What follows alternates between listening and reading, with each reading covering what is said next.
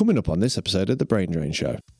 From a little city called Derry in Ireland, born and raised. Kickboxing on a Tuesday, go to a skate park on a Wednesday. Like whenever I first started getting stuff from New Balance and everything, like having to go through Baines, like that was the scariest thing for me, because I was like, fucking hell, it's Baines. And then I would meet like people that already knew him from like Leeds and everything, and they were like, it's just Mark. And I was like, you fucking like have to put some respect on this fucker's name. If you were an Irish skater, Skateboarding Co was the thing that you wanted to be on. Don Brown has started following you. I was like, the only Don Brown I know is Don Brown. If I have something that I know I have to work towards, that's fun for me. I like the pressure of like knowing that I have to do stuff. It's when like, it's the in-between stages, I like lose my fucking mind. I get like a phone call and it's Denis Lynn and Charlie Birch. And Denis was like, what do you think of New Balance? And I was like, yeah, they're sick. And he was like, no.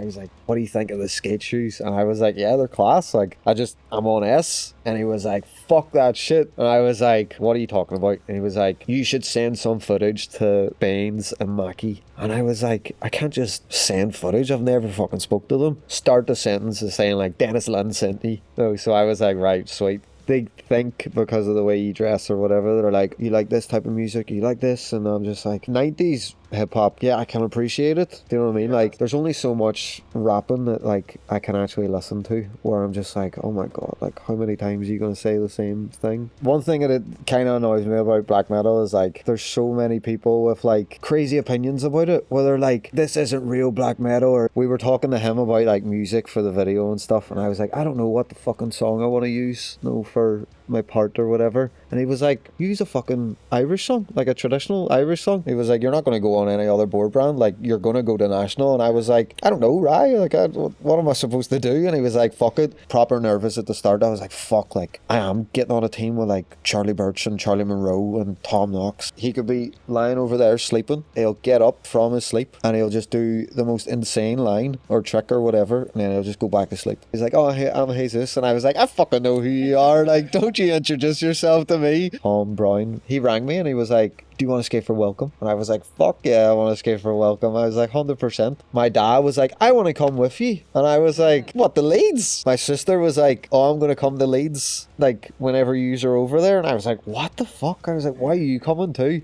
And then like I knock at the door and I open it and it's my cousin. She came over as well. And I was like, what the fuck's going on? Like, why is Brian Anderson here?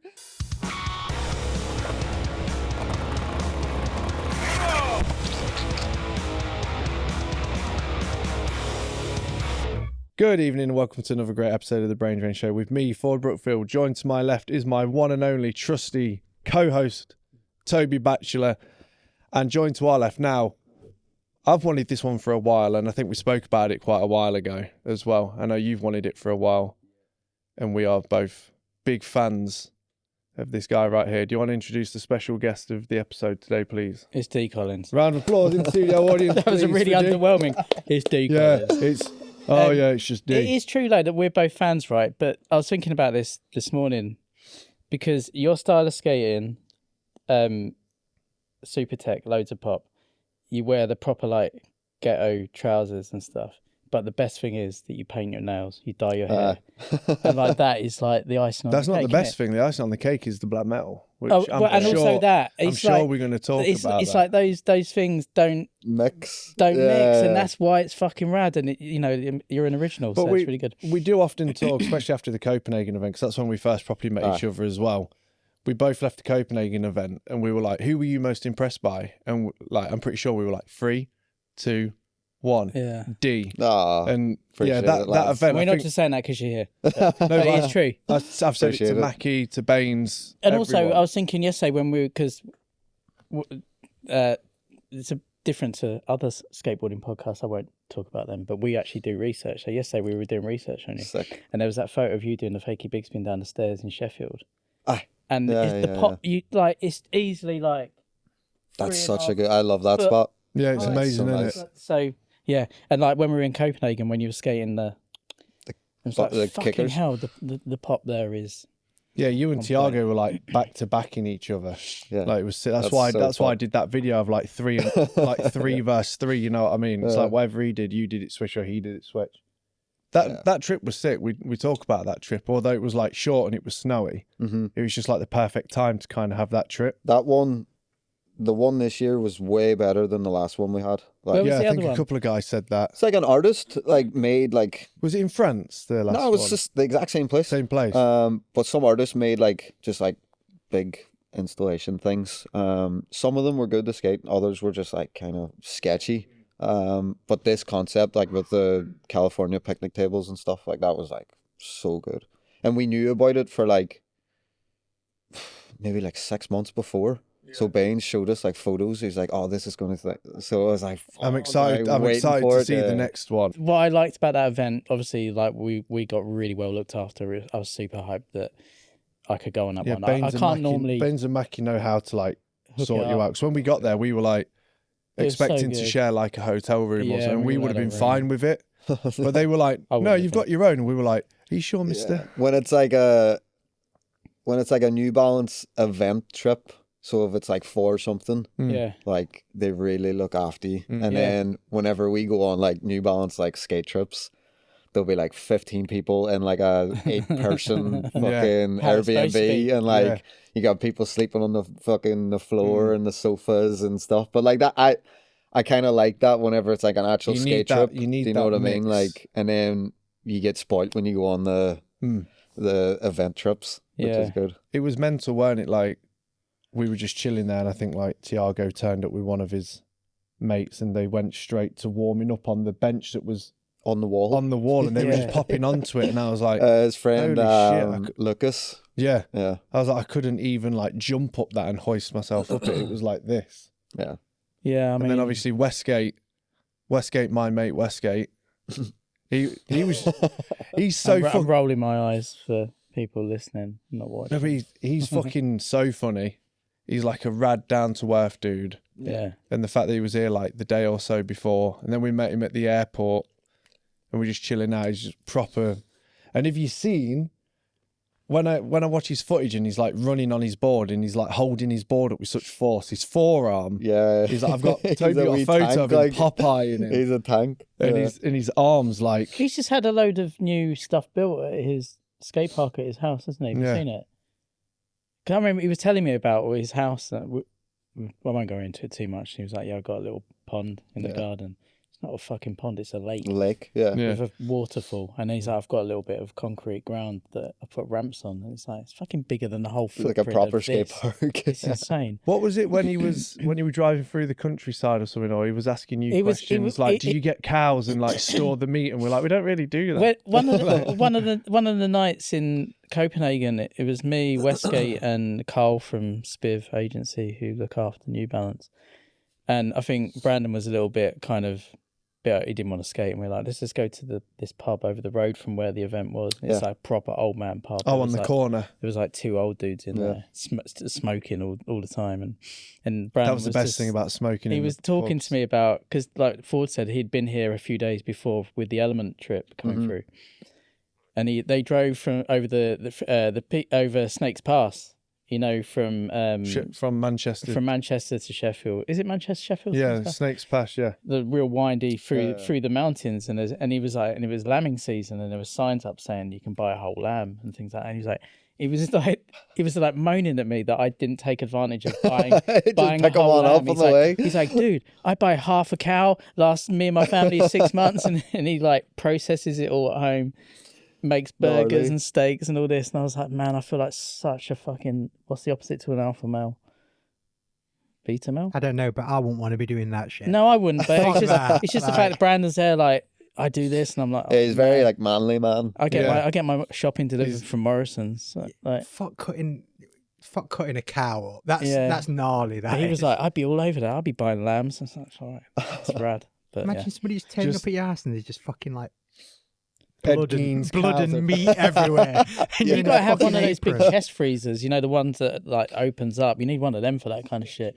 I've got like 2 shelves in a little freezer. I'm like, Do you not drink? No, never drunk. Never drunk. Never ever. No. That's amazing. I've been Never like touched it. nearly 7 years. Like Sick. I've not done anything. Yeah. Like completely stopped. And then you quit smoking as well. for a little while. Oh, is To be fair, I don't physically smoke anymore, but just mentally? well, I mean, I don't put anything in my mouth that's on fire, but I do love a weed vape. Yeah. They're pretty sick. It seemed like on that Copenhagen trip, everyone was on like a very similar level.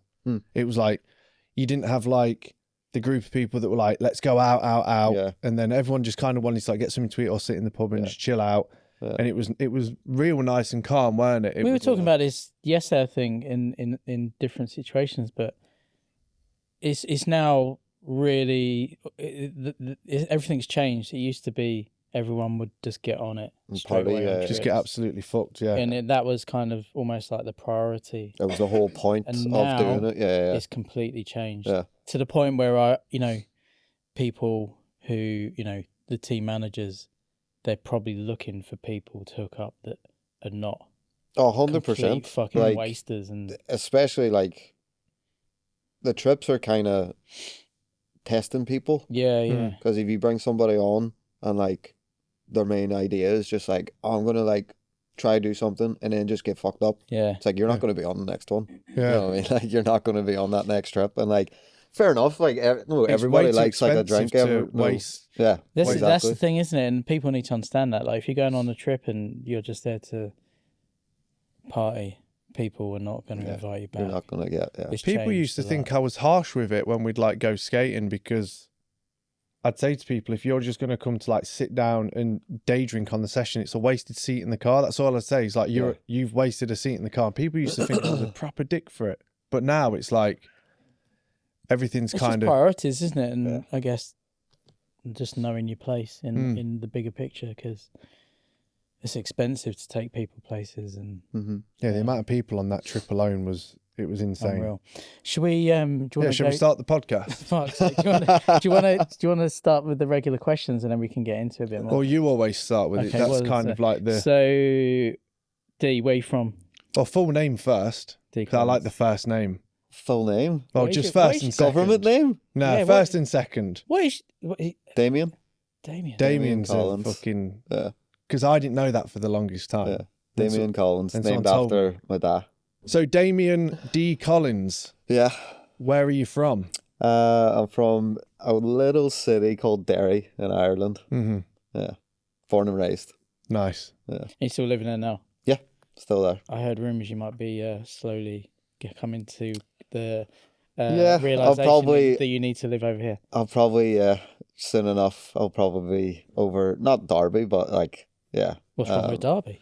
Well, I wouldn't. Not anything wrong with Derby. I've never been. This is the first time, but no, probably like Leeds? Yeah, Manchester, Leeds area, like something up. There's some really nice places in between Manchester and Leeds as well, isn't there? Yeah, there's like a lot of nice small towns, and kind of we villages went to and stuff. Hebden Bridge recently. It's where Mikey Wright lives. So fucking Hebden Bridge is the legend of Mikey Wright. So nice. Isn't Diff living round that way? The last thing I heard, he was. Yeah, he was up that way. But yeah, that we got the train from Manchester to Leeds one day, and like as we were passing through Hebden Bridge, just like blew my mind. I was like, where the fuck is this place? And Christine was like, oh, this is Hebden Bridge. I was like, we need to come back here. Yeah, it looks magical. Halifax is good as well. It's so nice. Like just the greenery, and like we went to that big abandoned church and stuff. So that was sick. Of course. In Hebden Bridge?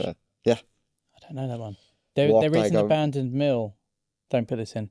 There's an abandoned mill in Hebden Bridge that's called Horror Mill, because the way you get into it is going in through the drainage pipes underneath, and they're full of spiders. But inside it's a completely untouched proper mill with like cotton on spindles and stuff, all the machines set up for... Why can't that go in case people try to break in? Because it's going to stay in. Yeah, okay, all right. It might not even be there anymore, because there was a lot of floods there a few years back, so it might not be there. But yeah, a few of my mates... I never went there because of the spider thing. I'm going in tubes. I'm claustrophobic and hate spiders, so I'm out. A few of my mates went together, like Will that I've shown you the videos of, and Chris Averton, Avi. Don't know if you ever knew him. He skates with like the long arms and all the weird boards. He lives like kind of up north.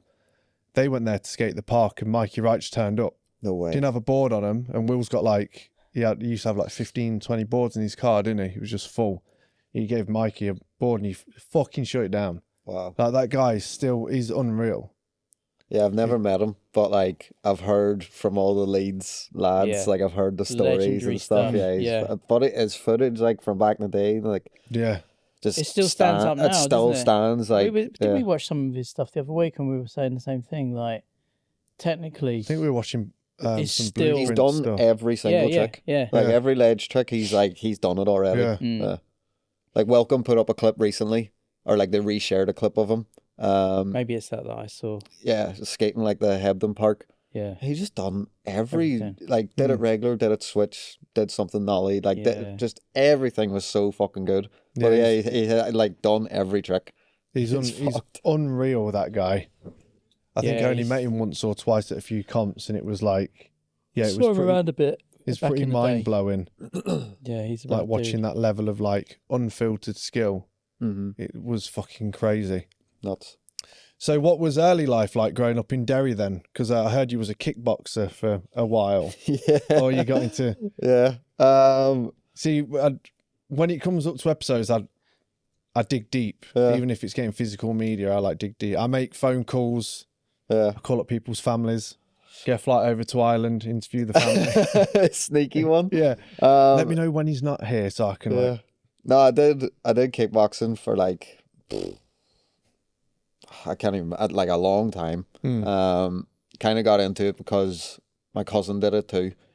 And then a lot of other people in my family just like did like boxing or whatever. So it was always the fighting thing was kind of always there. Yeah. And then Still got some of that skill. Yeah. yeah. Get up then. We want you to kickbox with Sean No, right like- now. It was just something like, it was something I did, and like skating was kind of always like there at the same time, but there was nowhere to do it in Derry Yeah. at the time. There was like street spots, but you could like nothing where you could actually go and learn anything. And then once the first skate park in Derry kind of opened, park called Rosys, I was doing both at the same time. So I would go like kickboxing on a Tuesday, go to a skate park on a Wednesday, kickboxing Friday, go to a skate park on a Sunday. And then it just got to the point where I was like, I don't really want to do this anymore, like the kickboxing thing. And like, I did like competitions. I got like All Ireland, like gold, and I was close to getting like the black belt, and like got to the point where I was like, right, once if I do this, then that's it. You're kind of just like, it's Yeah, just you reach the competitions top, after that. yeah, Then you yeah. just have Yeah, to. you've like and then- reached the peak. yeah, Like the not to level. say that I like, oh, I've completed it, but like I was kind of like, I'm done now. Like I don't really want to do this, and I was getting more into skating to the point where like I was meeting people at the skate park, and I was like, shit, like these guys all go skating, and like they have spots that they all meet up at and stuff like that. So yeah, once the skate park was like fully established, I think it was like 2010 or 11. I think it kind But of like say, how old was you when you were flicking between kickboxing and skateboarding? like early teens, Mhm. I'd say, yeah. And then once like the skate park was fully open, I was took over. Yeah. There is Every day. something to be said about like skateboarding that you can never complete it, can you? No, Like with all kind of other kind of run of the mill activities, you Yeah. know, football and kickboxing. It's kind of dunno, Well, it in doesn't those- seem you get like there's you get to a certain point, and you're like, Yeah. right, that's it. But with but, skating, there's always yeah. new things you can learn, and you don't have to rely on other people Yeah. to do it. Like when I was 15 skating, I was like, oh, by the time I'm 20, I'm gonna be like able to do this and do that. And then when I was 20, I was like, fucking hell, like Can't do it. still can't do most of it. And Yeah, then yeah. like you get to 25 and you're like, fuck. And then now like I'm 30 and I'm still like learning tricks. Yeah. Yeah. Like almost every time I go skating, I'm like, oh, I've seen this, or like there's always something to do, Yeah. which is the best thing about it. Like And for like I sure. said, 5 more years, you can enter your curb era. Yeah, 'cause that's when you 35, start doing Is slappies. 35 too young for curb era? Is it more of a I'd 40-year-old? say it's more sort of 38 plus. 38 plus. Yeah, I'd say that's Let's when say you, 37 and a half, because then that's kind of between the 35 and yeah, 40. and you we can get to both that agree. point and you're like, yeah, that's it. I don't think you could skate a curb, though, because I think naturally your body's just going to want to pop over it. Yeah, it will be a learning curve And for the you. trucks Be a learning trucks curve. are way too tight. Yeah. Curbs no, I are think- hard. Like, Well, the thing is, curb right, skating is really How hard. do you need your trucks when you're skating curb? Because these Right. trucks are pretty tight. Yeah, But I mean, I have tight trucks. But I had loose trucks, and Will, who's like the absolute, again, Will, who I shown you earlier, Yeah. a god of curbs. Like if he was still here and you were watching him skate a curb, you would honestly be blown away. He didn't have loose trucks. You don't want loose trucks. I don't think you need loose trucks. Really? Everyone's pretty tight with trucks, yeah. Yeah. Because you need that resistance when you're hitting against it to I'm keep. just making up excuses then. We're like, trucks are too tight. I reckon I you'll mean, be your able to board is slap a your little foot. bit thin for Yeah. skating curbs. You could use that excuse, but Yeah. and you haven't got rails, you know. Yeah, see, When keep you- loading them on. when More you- Yeah, excuses. you when need you- rails. when you Have you commit got a to bad the- back yet? No, You need a thankfully bad not.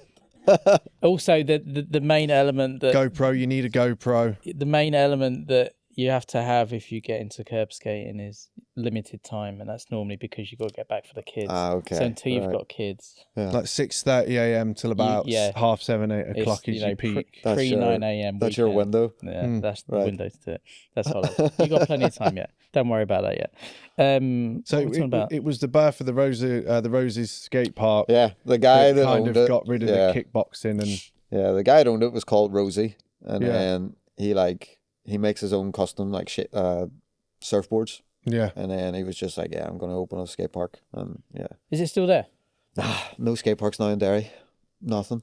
It's cool. There's a park under a bridge there, isn't Yeah, there? Belfast, Yeah, Bridges. That yeah. that looks pretty good. That park. Good park, but yeah, Belfast isn't like a really good spot to be But- honest, Yeah, in my opinion. yeah.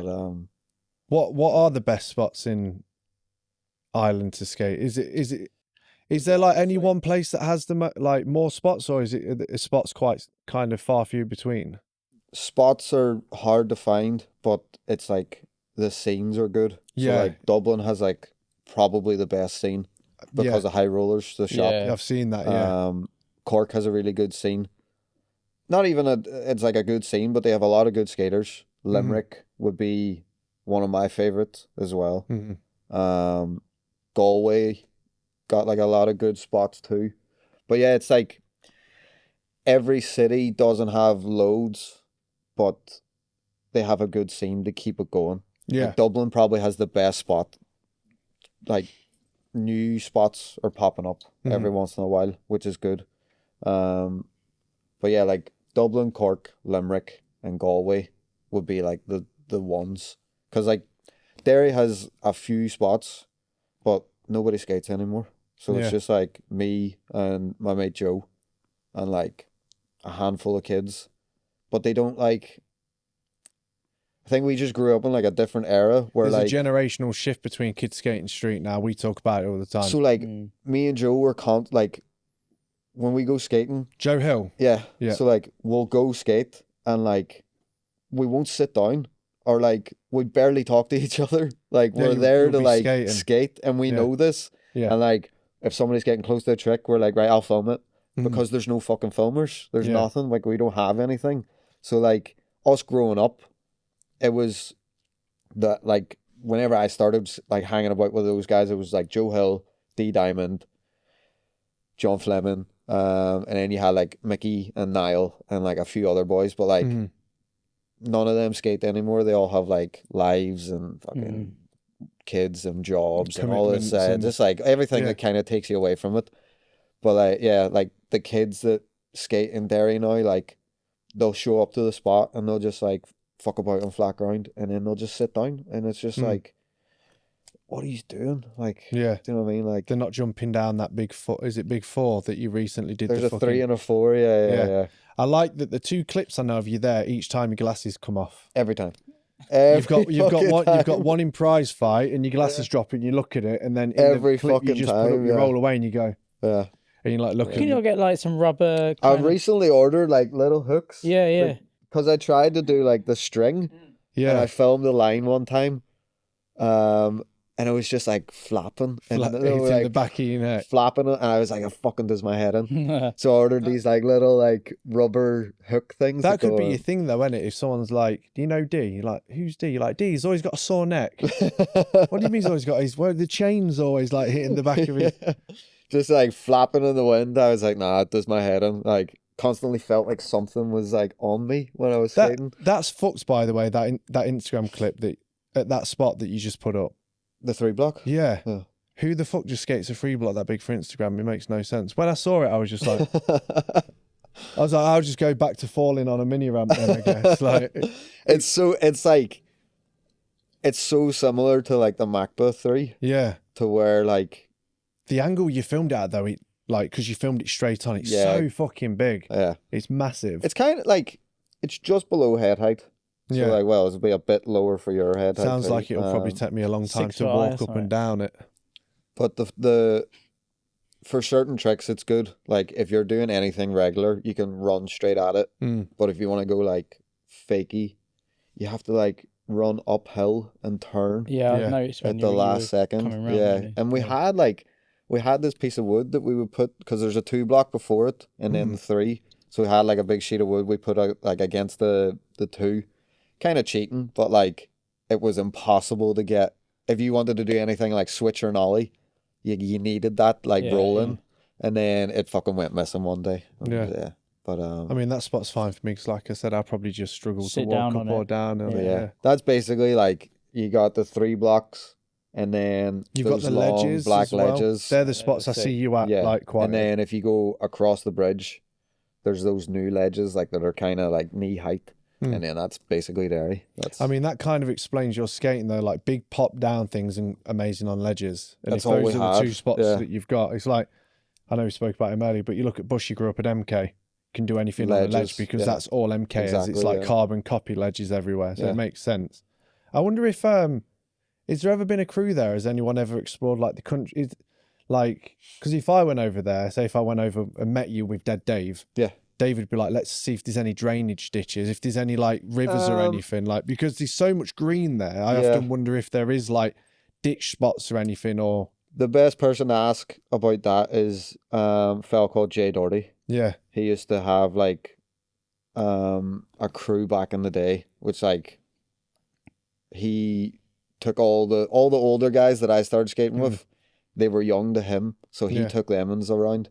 every city or county or wherever, they've always got the one dude that's like knows the spots. He would have been the guy for like Derry and like Donegal and other places. Like he would have been the one that would have went looking for Yeah. random fucking spots. Yeah. So yeah, he's probably like he would probably know of some weird full pipe out in the middle of fucking That's what nowhere I'm or always- something. Yeah, There's got to yeah, be yeah. something like That's that. what I'm out always Yeah. looking for, is that shit.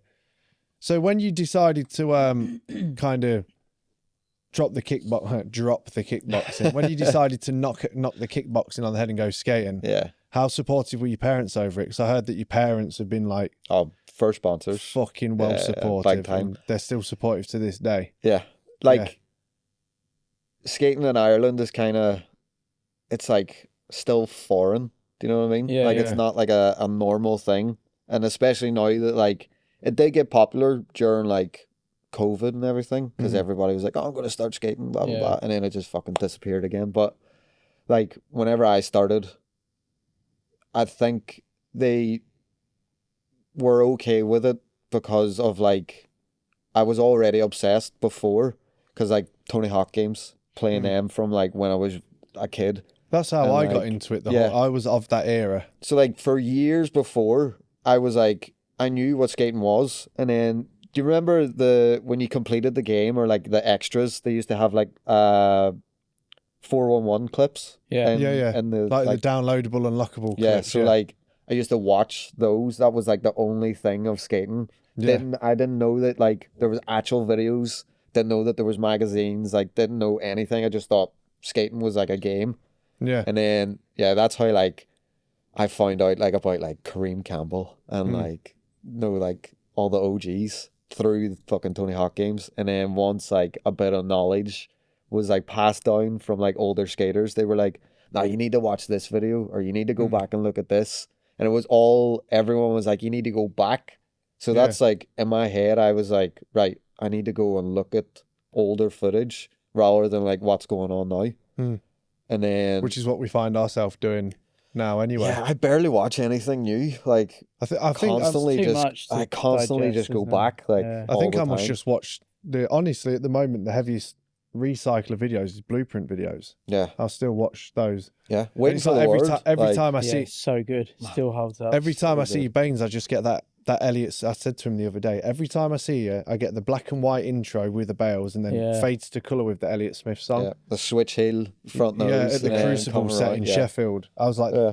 and every time I see you, I have to watch it. Yeah. I just have to watch it. I like It seeing Baines skate in the flesh because the push. It just reminds Oh you. man, of those don't videos. get me started on Baines. Like, I think he's see, got a better. like the fisheye pushing footage of Baines He's from got like, a better push than Gino. I'm pointing out there. There's something about it. Just Yeah. it's over like Baines time. is like from, like if we're going like growing up, and I was about to say, because skaters looking up, because you had like Denis and Connor and those guys, and then Yeah. Joe as well. Like, who did you look up to in the scene in Ireland specifically, and then where did it start to kind of grow so from yeah, there? like in Ireland, it was like real. Like my favorite skater from Ireland has always been Cian Eads from Limerick, yeah, and like still to this day, he's the best skater from Ireland. yeah, Like there's no slowing down. He's still fucking like the Still at best. it. Like, yeah, he can still hold his fucking like that hold his ground. yeah, basically. But yeah, it was just the people that I skated with like every day, like Joe, D Diamonds. Like D Diamonds reminded me of like Antoine. Like his arms never lifted above his shoulders. Like he did everything switch. Like switch and nollie was his thing. So like I took a lot of inspiration from him. And then outside of that was like just watching like or seeing like sidewalk mags. So it was like Baines, Lucien, like Jensen. Just about to say, I guess for the era that I got into it and you got into it, they were heavy rotations in Sidewalk Mag. So it was Baines like Blueprint, document like, covers and stuff like Blueprint that. stuff like Scott Palmer, like all those guys were the ones that you were like, fuck, they're doing like way better than like what everyone else is doing at the time or something. It was just, it stood out more. And obviously you got like Penny and like all those type of guys, but like, But they were also like, I considered Penny like American. yeah, Do you know what I mean? that's what Like, I said the other week about him and Jeff and everyone. They're like just Americans now. Yeah. But like, yeah, UK was basically just the Blueprint team. Like that's who you kind of looked up to. Yeah. It was like, fuck, these guys are doing it properly. Yeah, I mean you can't knock it. I mean we mentioned it quite a bit, don't we? Probably the most that output, talked about. the video videos, series. the whole marketing for Blueprint was just it was just done right, untouchable. yeah. Yeah. Like whenever I first started getting like stuff from New Balance and everything, like having to go through Baines. Yeah. Like that was the scariest thing for me because I was like, fucking hell, it's Baines. And then I would meet like people that already knew him from like Leeds and everything. And they were like, it's just Mark. And I was like, you fucking like have to put some respect on this fucker's I still name. call Like, him Baines. I don't We- really. I can remember when I worked at, just before you go on that, when I worked for Slugger Yeah. in Sheffield, so for Mike Kennelly and Louis, who does the sex stuff, Baines like rocked up to the warehouse. I was like, fucking hell, it's Mark Baines. And he looked at me. Exactly. He like looked at me like he wanted to kill me. And he just went, shoe size here. Yeah. And I was like, 9.5. He was like, just went like that. I just went to the car and he had like loads of, and he gave me like 2 pairs of the Knox before it was the Knox. It was the high top black with the orange. Oh, yeah. And it was I'll still bring that shoe up to him. Like, that was the best shoe. Yeah. He's just like, let me know whenever you need shoes. But He's a lovely I'm guy, still to Baines. this day a little bit like, I don't want to message him for shoes. No. So I'll just send him a Sopranos gif. Yeah. Like, I'll just send him anything Sopranos, Like, yeah. I'll send him a message, he'll reply, then I'll reply with a Sopranos gif, and then he'll reply with one, and that's the end of the conversation. Yeah. That's all you need. He when he was here with Mackey the other week, and we were sat outside. It's the best Ian, 2 people you can have in that role. And then Tom Ball not. came, a local guy, Tom Ball came in. Oh, yeah. And he was like, hello. And he said, all right, I'm Mackey. And did it. And then he shook Baines' hand. He went, oh, fuck, it's Mark Baines. Mark was probably a little bit like... Yeah, because Mackey was like, hello, nice to meet you. How he is like proper, like loving, like ready to just hug you with his full fucking heart. And then, yeah, fucking I was like, fucking hell, it's Mark Baines. Bull was like talking to him here, and you went, fucking hell, it's Mark Baines. Exactly, yeah. First time I met him was in Liverpool. It was whenever Lost Art did that collab with like the Lost Art New Balance. 22, I think. I can't remember what number Was it the was. one with the insole had all the Yeah. the like Where's Wally esque sort of? Was it? No, probably not. So, they did a big promo video for it around Liverpool, I think. So like me and Rye, we were already like filming for like national stuff, and that was happening at the same time. So we went to Liverpool and like met Mackey and everything, and then they were like, "Oh, Baines is coming to meet us at this cafe," and I was like, "Fuck, like what the fuck?"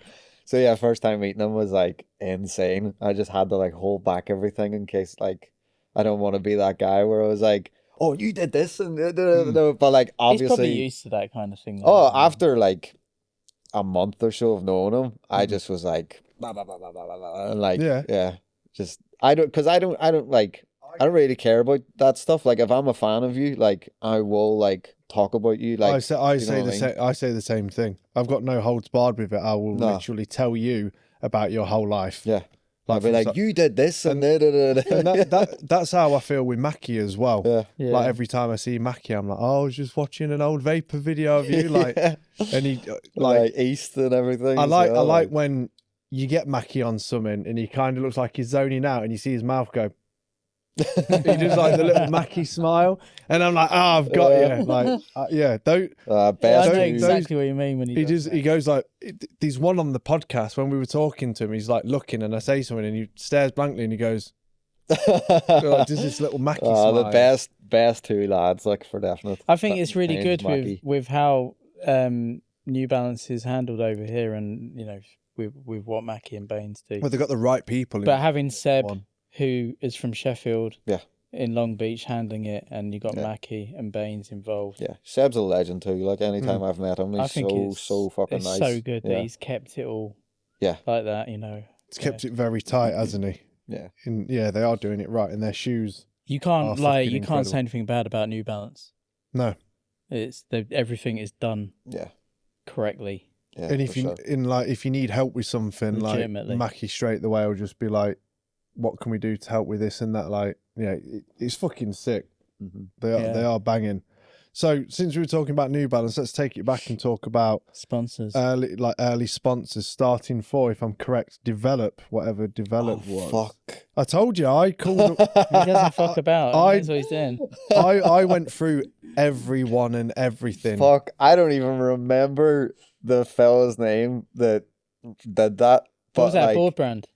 Like I wouldn't even call it a brand. It was just that was it. There was an Irish brand called Border Co for a while. I remember that. That was Simon, was like our mate Simon Turton that lives here skated for a while. Yeah. So like if you were an Irish skater, Border Co was the thing that you wanted to be on. I think it was like one dude's brand, right? Who was the guy who owned that? Wayne Gallagher. Wayne Gallagher. Is it? Yeah, it was Wayne Gallagher. I did a bunch of videos for him years ago. But it was kind of done by the time I came around. But there was still like, you would meet like a random skater and he would have like a Border Co board and just everybody big logo, like, whoa, like big logo on the bottom. Yeah. But yeah, that was like the Border Co was like the one that everybody wanted. Yeah. In Ireland. But Develop was just kind of like, I don't know, like I feel like the guy just maybe came into some money and he had like a group of mates that skated and he was like, fuck it, I'll just start like a board company. And then you were like, shit, I've lost all my money because skateboard decks make no money at all. I don't even know where he lives or what he's doing now. Like this is like over 10, 12 years ago or something. But he started coming up the Rosys, the skate park, and like he just started selling his stuff through the shop. And then after a while, he just started hooking people up and didn't really bother with shops. So he started hooking me up, and then a few other people from like Belfast or whatever. But like they were so bad. Like the boards are so shit. They were so like, I like loads of concave and they were just really flat. The clothes were really bad. Just like everything was just not great about it. So he used to send me loads of boxes, like nearly like, he would send a box every month, and I was just to the point where I was like, what the fuck am I doing this? So I just used to go to the skate park and sell it to kids and like use that money and buy like a Palace board or buy like, at that time there was like crayon boards and everything was still like kind of about. Oh, Dikey's brand. Yeah. Like so like, it was like Palace Fabric, Crayon. They were like the three that like the shop would get. Yeah. So I just used to like sell all the stuff to kids and then just buy like actual boards that I used to like. But yeah, Develop was just like a random weird thing that happened. Yeah. How long did that go on for? And then when it ended, going to like Cloud Skateboards or something? Was it Cloud? Yeah. Cloud, yeah. Probably like, I think the Develop thing lasted less than a year. Yeah. Yeah. And then Cloud, these boys are from Waterford, away down the bottom of Ireland. And I don't even think they do it anymore, but they were legends. They were so funny. Like, they used to make like little skits for advertisements and everything. And like, they had one where they were like calling up this dealer to get the hash or whatever, and then the guy came like speeding around in a car. It was just funny, but they had like had this gimmick where it was like just guys in like tracksuits and everything, and like just the opposite of what skating was like back then. But I like gravitated towards that because I always just like had a tracksuit on at the time as well, so I was like, this is like sick. Yeah. So I messaged them and I was like, yo, any chance like you send me like a couple of boards or whatever? What did you message them on? Facebook? No, it was Instagram. Before it was like, when it was just photos with... not like, I think you could do like 30-second clips at this stage. Yeah. Like right at the very start. Because we spoke about early Instagram, and it was like you'd have to hit record on it and hold it. And then let go. And then you do it again, let go, and then you go to press it again and it won't move and it crashed. You and delete like, the whole clip. It was 15 seconds. 15 first. 15. And then I think like, after a while, it would like kept bumping up. But I just messaged them on Instagram and I was like, yo, any chance get some boards? And he was like, yeah, 100%. Fucking send you up some stuff. And like, at that time, Joe Hill, he was sponsored by a company called VIA from Germany, from Hamburg. Yeah, I got that on the list as well. He took over VIA. Yeah. Because the guy, Chris, that owned it, he was just like stepping down. So he took over it. And I posted a photo of the cloud board. And he was like, what the fuck? He was like, why didn't you ask me? Because like we're from the same place. But like he was living in Hamburg for like 4 years. Did you buy the cloud board or something? No. I just had asked Emmons instead of asking VIA, but like in my head I was like, it's easier for those guys to send it straight up the country rather than coming from Germany. And Joe was like, what the fuck? He was like, why didn't you just ask me? And I was like, I just thought it was easier. And he was like, fuck that. He was like, get on VIA and like come out to Germany and fucking skate with us.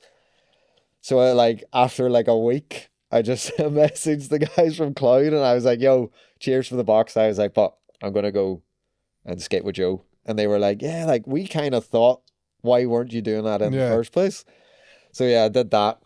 And I messaged Joe then. I was like, yo, like, let's start doing something. And actually like have like a project to film. And yeah, stuff like that. And then that's when that all happened then. I went to Hamburg, filmed some stuff. I don't think I'd ever got used. And then I went to Berlin after he moved.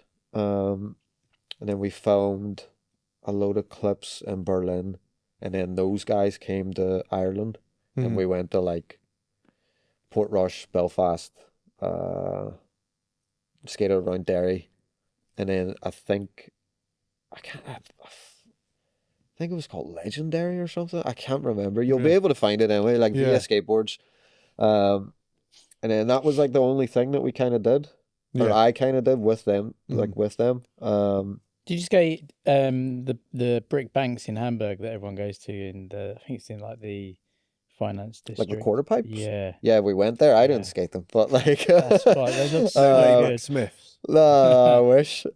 We went, because like there's loads of spots kind of around that area. Yeah, we went and looked at them. I think Joe might have did something at the time. Yeah, that spot looks insane. But yeah, it's just, it was... Yeah. Is that the kind of red tile one? Yeah. Yeah, that looks fucking sick. So how long did that last for then? Because you was on DGK for a stint, right? Yeah, I think the VIA thing lasted maybe like 2 years or so. I think so. And then after that, Joe wasn't kind of like, he wasn't really doing it as much. Like he wasn't getting boards made, and I think he was coming back and forth from Germany to Ireland, and then eventually just moved back home. And I think that's when like the whole thing kind of collapsed. And I think it was like 2018 or something. I was in Barcelona for like a few months. But before that, like whenever I needed a board, I would have always kind of like bought a DGK board after like, I don't know, from like when I was like 16 or something. I kind of from then on up, I would just buy like DGK boards. What age was you when you got the tattoo? 16. Yeah. Straight on the arm. Yeah. Damn. And I was like, everybody was like, what the fuck you doing that for? And I was like, I'm going to get sponsored by these guys someday. And they were like, nah. And I was like, it's going to happen. I was like, I don't know how. I was like, but it'll happen. But I was in Barca and like, I was talking to the TM, a guy called Cooley, in LA. I was like chatting to him on Instagram. And I kind of just was like, yeah, it would be sick to like, do something. And he was like, yeah, like no sweat. He tried to talk to like a distribution here. I think it was Rock Solid at the time. Yeah. DGK was how long ago was this? 2018. I think there was a mix up. Like they were hooking up some guy in London at the time who they thought Cooley was talking about. That was like me. And then he was like, nah, this guy's from like Ireland. This random guy in London is getting like boards turn up. Like, I don't so even there was skate. like there was some guy in London already getting DGK from Rock Solid. Yeah. And then Cooley hit them up. And they were like, no, we've already got this. So Cooley got back to me and he was like, apparently a distro's like sending you stuff. And I was like, nah, like nothing's happening. So he got it sorted. Like he went through Matt Daughters, the guy KO, like just went direct and like got them sent from fucking Cali to like my house. And then just at that time, like a year passed and then fucking COVID all happened.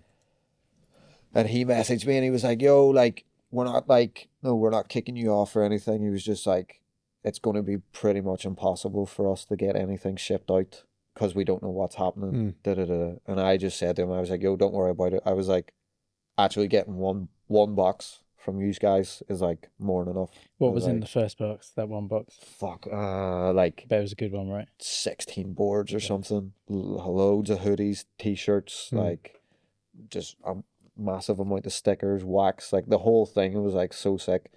It was like Kalis boards, Stevie boards, like yeah, it was fucking nuts. It was so good because those two being like my favorite all-time favorite skaters too. I was just like, this is amazing. I met Steve Williams.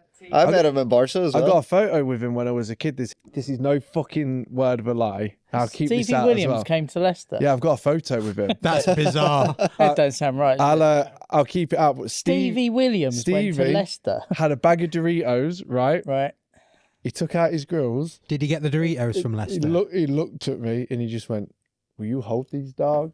To The his grills? grills. No. And I was just a kid that was like, Nah. I was just like the kind of kid where it's like You went, hair "Yes, Mr. gel down Williams." at the front and spiked at the back, like that 14-year-old era. And I Did was you hold just his like, grills? I was just like, what, like, I don't know what to say. And he just walked off and ate his Doritos. I know that he likes flaming hot Doritos. I met him. They in, are good, actually. Yeah. I met him in Barca that time that I was there. Yeah. It was like, do you know Kino at Macba, the little cafe there everyone goes to? Well, first, like we were skating like the little 5-star, Yeah. and like I was walking back up the 5-star, and just like out the corner of my eye, I just seen him like walking across Macba, like no board, like pair of Jordans on, Yeah. and I was like, holy fuck! I was like, that's Stevie fucking Williams, and everybody was like, oh yeah, like he's here all the time, and I was like, no fucking way, and then he goes over and like sits down beside fucking Ali Bilala. Because it was like the Supra days. So I was like, no fucking way. I was like, that's crazy. Like both of those guys are there. And then it's unreal, Barca, like the people that are just like, and like my mate at the time was sitting on the table next to him. So I just like went over and like sat down, pretend like I was getting food. And I just like looked over and I was like, yo, nice to meet you. And he just like fist bumped me. And I was just like, sick. And I just left. So that's all it was. Didn't speak to him, did nothing. I think my most starstruck story was, and we'll talk to Grove about this tomorrow. Grove It wasn't Ben Grove, was it? Yeah, Ben Grove. But we'll talk to Grove about it tomorrow because it's just a core memory. When I was in Sheffield, Grove called me up once and he was like, come to Manchester, we're going to go skate. So we got a train to Manchester, went to Note. I was like, where you at? He's like, just down this road around the corner. I go down the road, take a right to the corner. It's Grove, Musker, Penny, Clint Walker, Sasha Daly, Spencer Hamilton, Lizard King. And he was just like, you all right? Let's go skate. And I was like, what the fuck is going on here? Legs turned to jelly. And then the guy that was with them called Cameron Holland, I later bought his Century Extreme off him. He was like filming, but just doing like doing all this. He wasn't filming anything fisheye. He was like on this like cine cam. And I was like, do you mind if I like jump in fisheye and film some stuff? Expecting him to just be like, nah, man. He was like, yeah, film whatever you want. So I had like that 2 or 3 days with like Penny, sick, Musker and everyone. And I was like, this is like a fucking video game. Yeah. Where it's like, dude, I heard there's a pro with this. Chad Musker's demo in Underground. Yeah. When it's like, dude, I heard there's a Musker spot. Like a Musker. It was like that. And they were all fucking super cool. I can remember we went for something to eat. I was like sat with Leo Sharp. And there's like this big table. And I was expecting them all to like sit there. And then like fucking Musker sits next to me. And then Lizard King is across from me, and then Penny sits there, and I just look at Leo, and Leo's used to it, obviously. And I was just like, I don't know what to do. The first thing I did was I just called my mate Jim, who was in Berlin at the time, like this. And I've still got the video somewhere, and I go, look who I'm with, and I turn it around, and Penny, with the Penny look, he just goes, and I'm like, look who I'm with. It was unreal. That starstruck, and I still get that now. Yeah, like that starstruck moment. Like when I went to LA and met some of those dudes, I was like, yeah. But I love Andy Anderson. I don't like, regardless of what anyone says, he's unreal. Yeah, he's a super nice dude. Like meeting him and like all of those lot and fucking going to Toy Machine.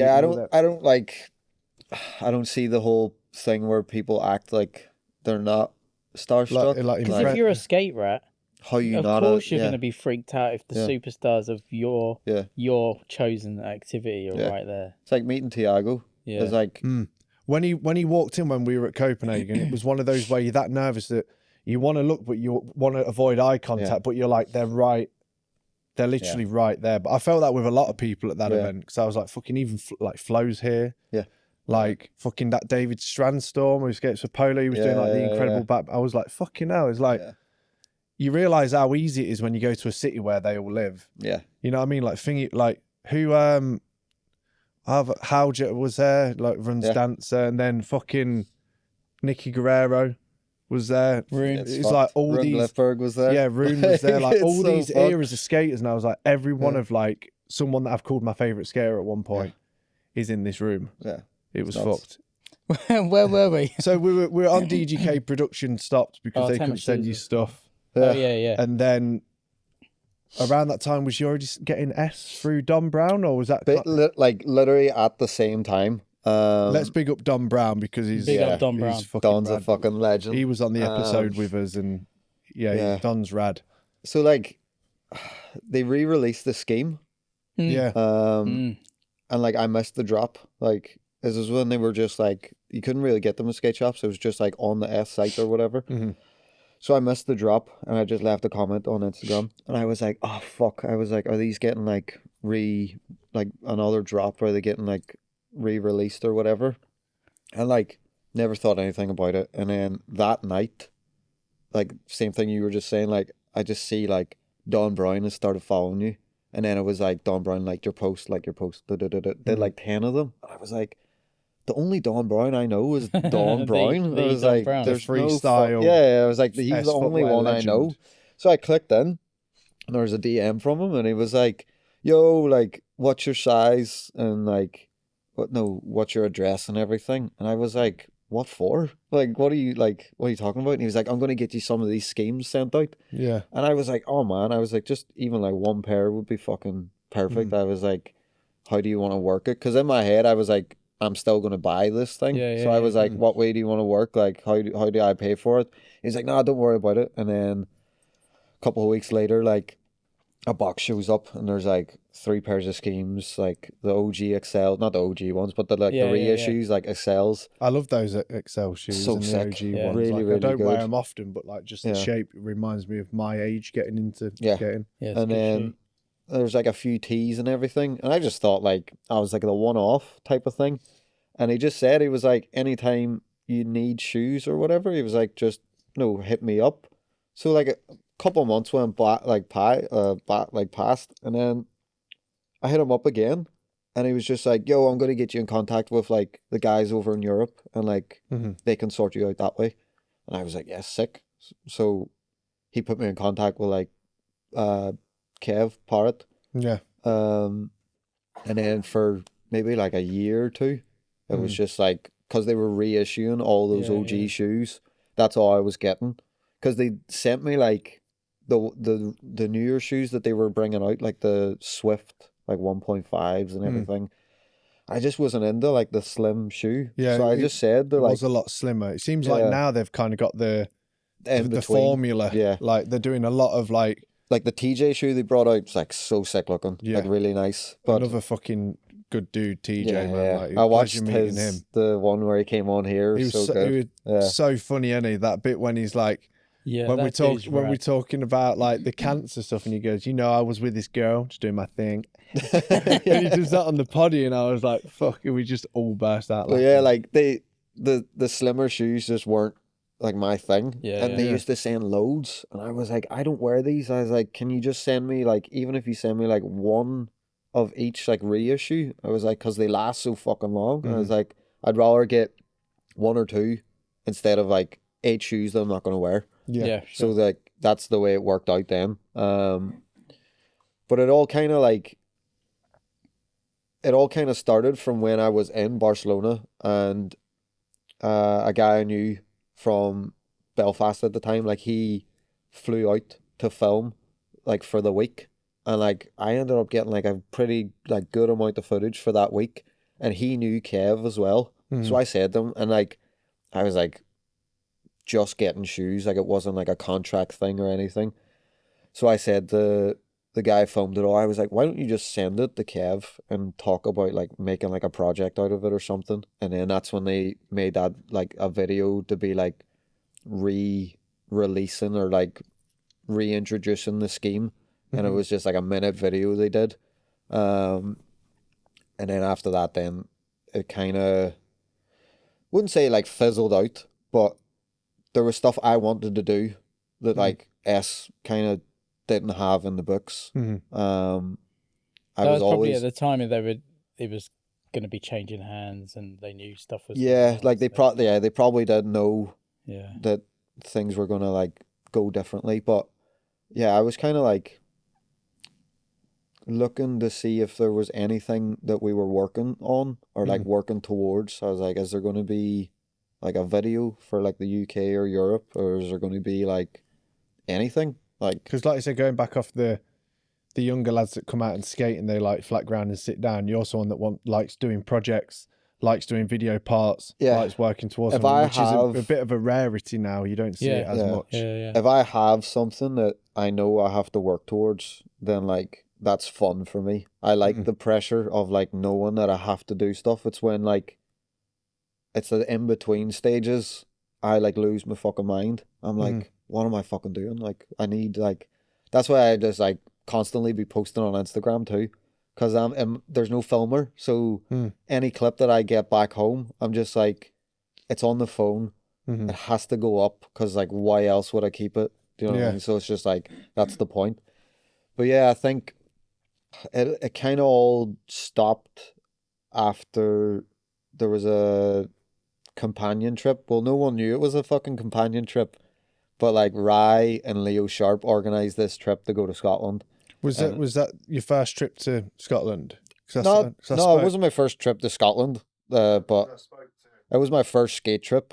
Like by, so I was talking to Rye about that yesterday. First skate trip, as in like paid for by the people like the companies or whatever, Yeah, yeah. not like a homey one. Yeah. So yeah, that was like the first trip, but nobody knew what the fuck was happening. Nobody knew what it was for. Everybody was like, "Oh, I thought we were making a video," and then other people were like, "I heard it's a magazine," and they were like, "What the fuck's a magazine coming out for these days?" Because like all the print had stopped, and Oh, like so this would have been like 2020, 2021. like Because I it can was the remember, very start of 2020. That's because I when we remember went. living in Sheffield, being Yeah. on a session and hearing someone being like, "There's a new skate mag that's starting." So very start of 2020, we went on that trip, and Calvin was on that, Yeah. and like a lot of other guys that skate, like Birch was on it.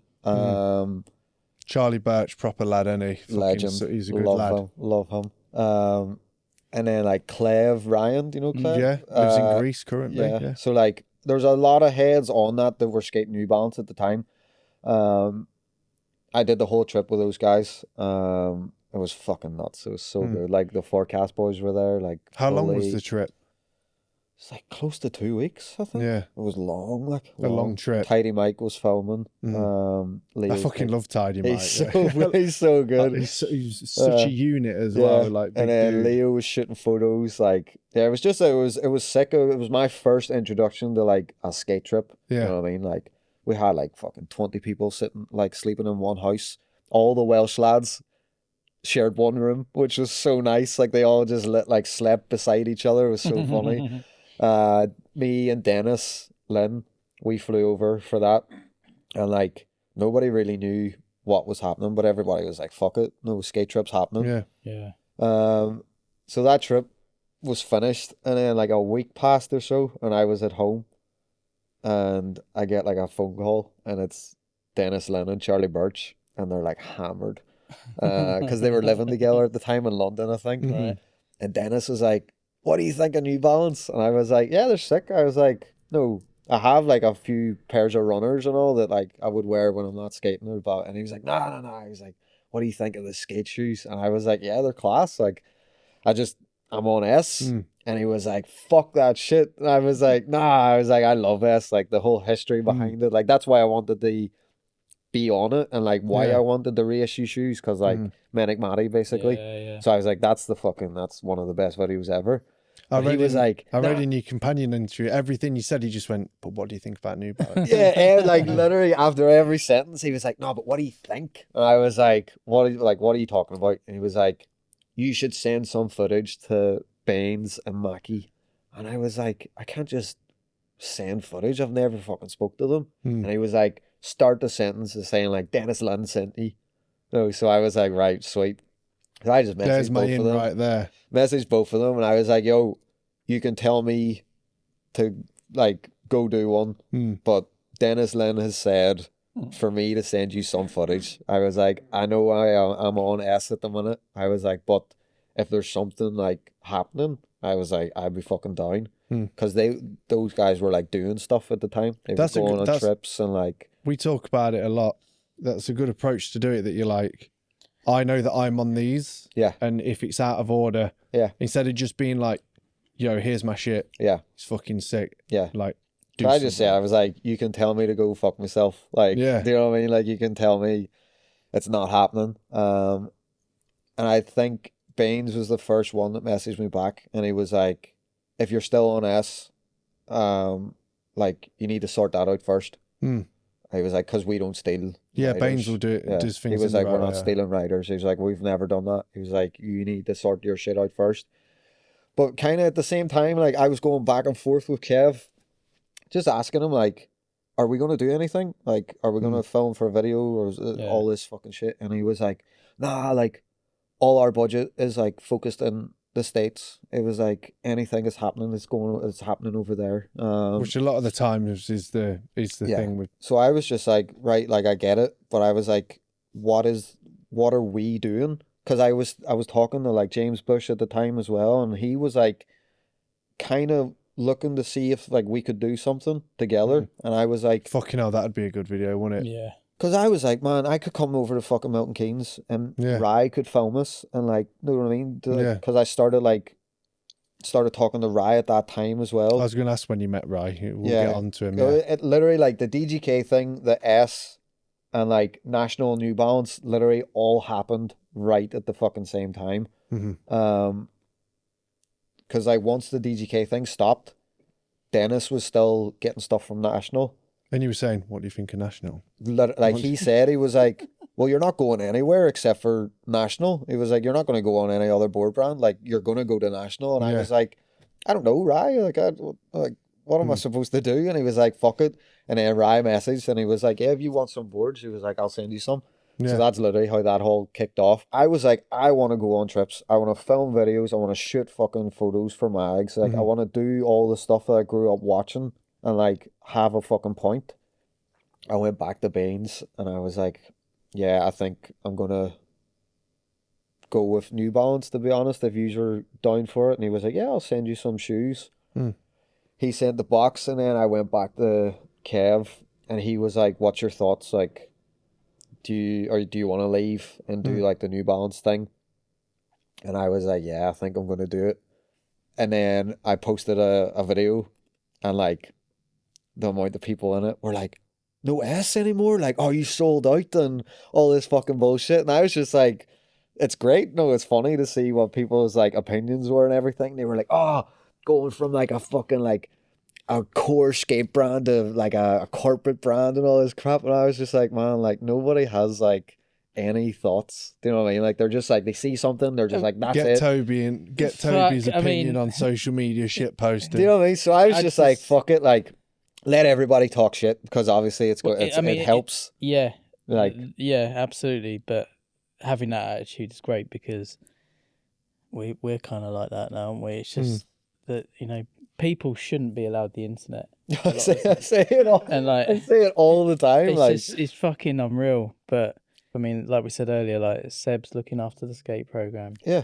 Mackey's there, Baines is there. It's all skaters. Like the new, like the numeric side of it is all skaters. You got like Chad Tim and Levi Brown. Like it's all Tyrone, OG like skaters, and it's people's attitude just because it's New Balance, like get fucked. Like it's amazing how it's all connected as well. So like obviously I go to like Massachusetts a lot. Yeah, met a guy out there called Leif, and he does like design at New Balance and stuff like that. I went to one of his events.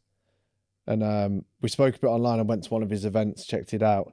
And he was like, do you know Dave Mackey? Yeah. And I was like, yeah, that's my fucking guy. And then I took a photo and sent it to Mackey and was like, you know Leif? And I'm like, yeah, because it's like the skateboarding world's fucking small. Yeah. It's so small. And it's funny, like New Balance is just, I think I met Seb once when he came back from the States when I worked at Slugger. So obviously I had like sumo and everything. Yeah. If you've seen like Through the Eyes of Ruby and stuff like that, all of those videos, I got those on videotape. So it's a good program at New Balance. Yeah. And but what I'm going to say it outright. I can buy some shoe brands and they're dog shit in 2 weeks. Yeah. Like I'm not skating in these Reynolds, but when did Ben send them? 4 months ago? I wear them fucking every day. I've got Tiagos that have lasted like almost a year. You know the ones we got at the event, the Tiagos with the real tree ones? I've only worn them once. I'm like, this feels like special. Like, and someone, I was on FaceTime to one of my mates and he saw the shoes and he was like, do you want to sell me those? And I was like, nah. If I wasn't at the event and I got given them, yeah. But I was like, I spoke to Tiago for quite a while. We like hung out. I got these shoes. I was like, it's a moment in time. Yeah, for sure. Yeah. God, what were you were just about to go off, Queen, on something? Just about people like, you know, core this, core that. It's like 20 years out of date. The landscape's changed. It's funny. I think it's the same as people that try and so say how you should be. Like, you know, like people that say like, oh, I don't like this kind of skating or this kind of skating, or you didn't used to be able to get away with this. It's just like, fuck off. Is there an emoji for just get over yourself? Somebody yawning. Yeah, there is. Yeah, like, is there? Yeah, just put yawn. You start posting that. Whenever I see anything like it's that, just the lamest shit, innit? Like it's so lame when people are like that. Just get over it. It's as long as people are having fun, it don't matter what you do. Yeah. You either like roll with it and change your outlook and grow with it, or stick to it. You're more than welcome to do that. And what you wear does not fucking affect me. It's the same with what people eat and like people's diet and music and everything. It's like what I'm doing for my body does not fucking matter. Yeah. But like you got to look at it like this, right? So the situation you were in, Dee, where I thought you'd have your New Balances on today, but you got little Van Tarf cabs on. You got little Van Tarf cabs. I'm trying to wear these out. I'm trying to be less I'm trying to use everything till the end of its life. You got your little half So crabs these are on their last legs. Little half crabs. Yeah, I've got fucking half Crabs. caps on. Jesus. Half Right, so crabs. fucking shut up. So what Dee was saying about, like, you know, he wanted to do stuff with S, but S couldn't support that. Yeah. So for all the people who are moaning about New Balance, but New Balance has given you the ability to go on trips, took to me film fucking stuff. all over the You've place. met all these people. Exactly. You've been to loads of different Yeah. places and looked after you.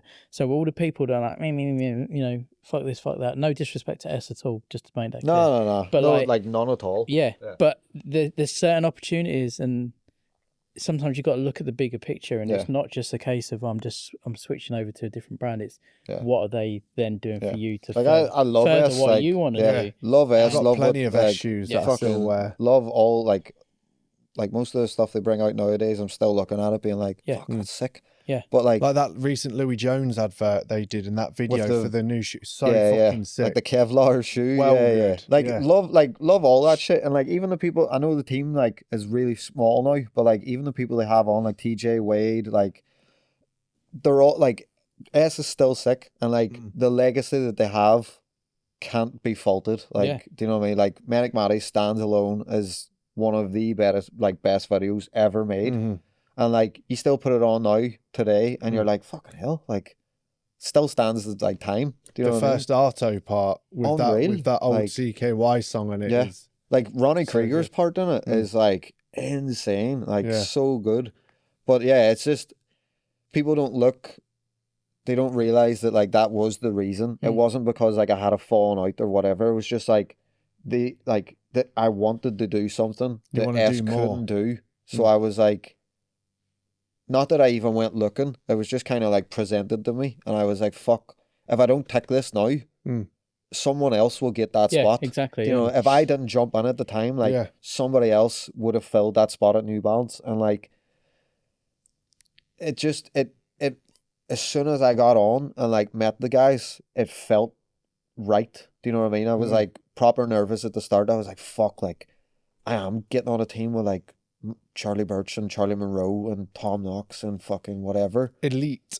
Like You're unbelievable. You're all And in then like But they're all a bunch of rad once dudes. you meet them, Yeah. you're just like, fucking hell, like these are the nicest. Like Yeah. I know I'm not even being biased or whatever, but like everyone that is on New Balance are some of the best people you'll Most ever fucking meet normal, in skating. level-headed Like You know why that dudes. is as well? That's 100%. because Baines and Mackey are like they're overseeing. they handpicked like yeah. I've met Charlie briefly in the past. I know his missus from when I worked in Sheffield, so there's always been a bit of a connection there. But on that trip when I like got stopping and talking to him, you just Which like, one, Birch or Monroe? Birch. Birch, And on that trip when I've known Charlie since like the Get Leicester like the way back days, but and it was Are good you to about see to him. do a Charlie Birch accent? Yeah, Go on.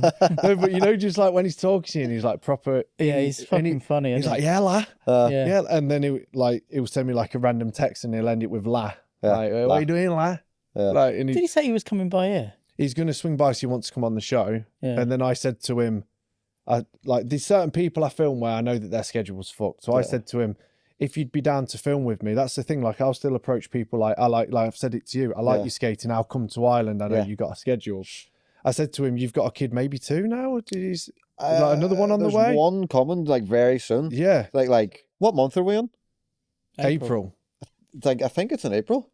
I'm pretty sure it's fucking because I was just in Valencia with him, Yeah, and he said it was like 6 weeks or something. So Yeah. it has to be soon. It has to be like pretty close to now. because I hit him up and I was like, I know you're busy.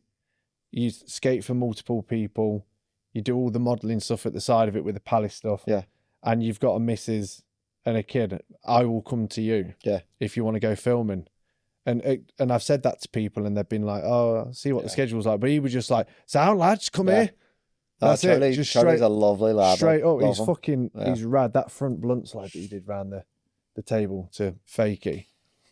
Fucked. Well, That's a hard one to hold on to on Fuck. your front blunts. Yeah. and he wasn't stoked with it. Fronty Nah, He blunts. wasn't stoked with it. He was just like, but Mackey was like, no, it was sick. And you could see that he wanted to be like, but yeah, he won't. But anyway, back to shoes. The thing is, New Balance could have came into it and just been like, we're just focusing on the American market. But it's taken a while, but you've saw the build up with like Hallett, people in Leeds, you, Charlie. Yeah. And it's like, Josh has got like handling that Europe side of it. Yeah. And then Henry and the dudes like, is it David and the dudes in like Europe and stuff like got that? you got like the Italian guys like Davide, Massimo. Davide, that's it, yeah. Yeah. And Massimo's that was he there in Copenhagen, but he was injured? He was on the crutches. I don't know what it was, but I said to Josh, I was like, I don't know what it is about him, but just when I look at him and talk to him, he makes me laugh. He's so good. Because his resting face, he's so like...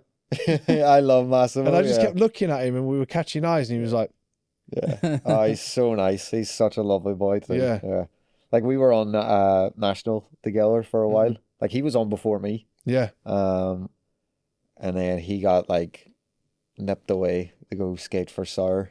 But yeah, like I love Massimo. He's the best. And he's like one of the best skaters you'll ever see like in person. I'm raging that you didn't get to see like him skate in person because he just has that thing where it's like we always used to like take the piss out of him. It's like he could be lying over there sleeping, he'll get up like from his sleep and he'll just do the most insane line or trick or whatever, and then he'll just go back to sleep. And you're like, that's why that video was called Wake Up Massi, because like every fucking spot that we went to, like we would be warming up and you look over and he's just like sleeping at the side of the spot and you're like, fucking hell, wake up. And then he would just get up and like do something crazy and you're like, fuck, he has like that gift, the natural ability. Like other people like have to try to like do shit where he's just like, I'll do this, and then you're like, no, don't shrug your shoulders, like it's fucking nuts. And he's just he's able to do it so easy. But Davide's the exact same.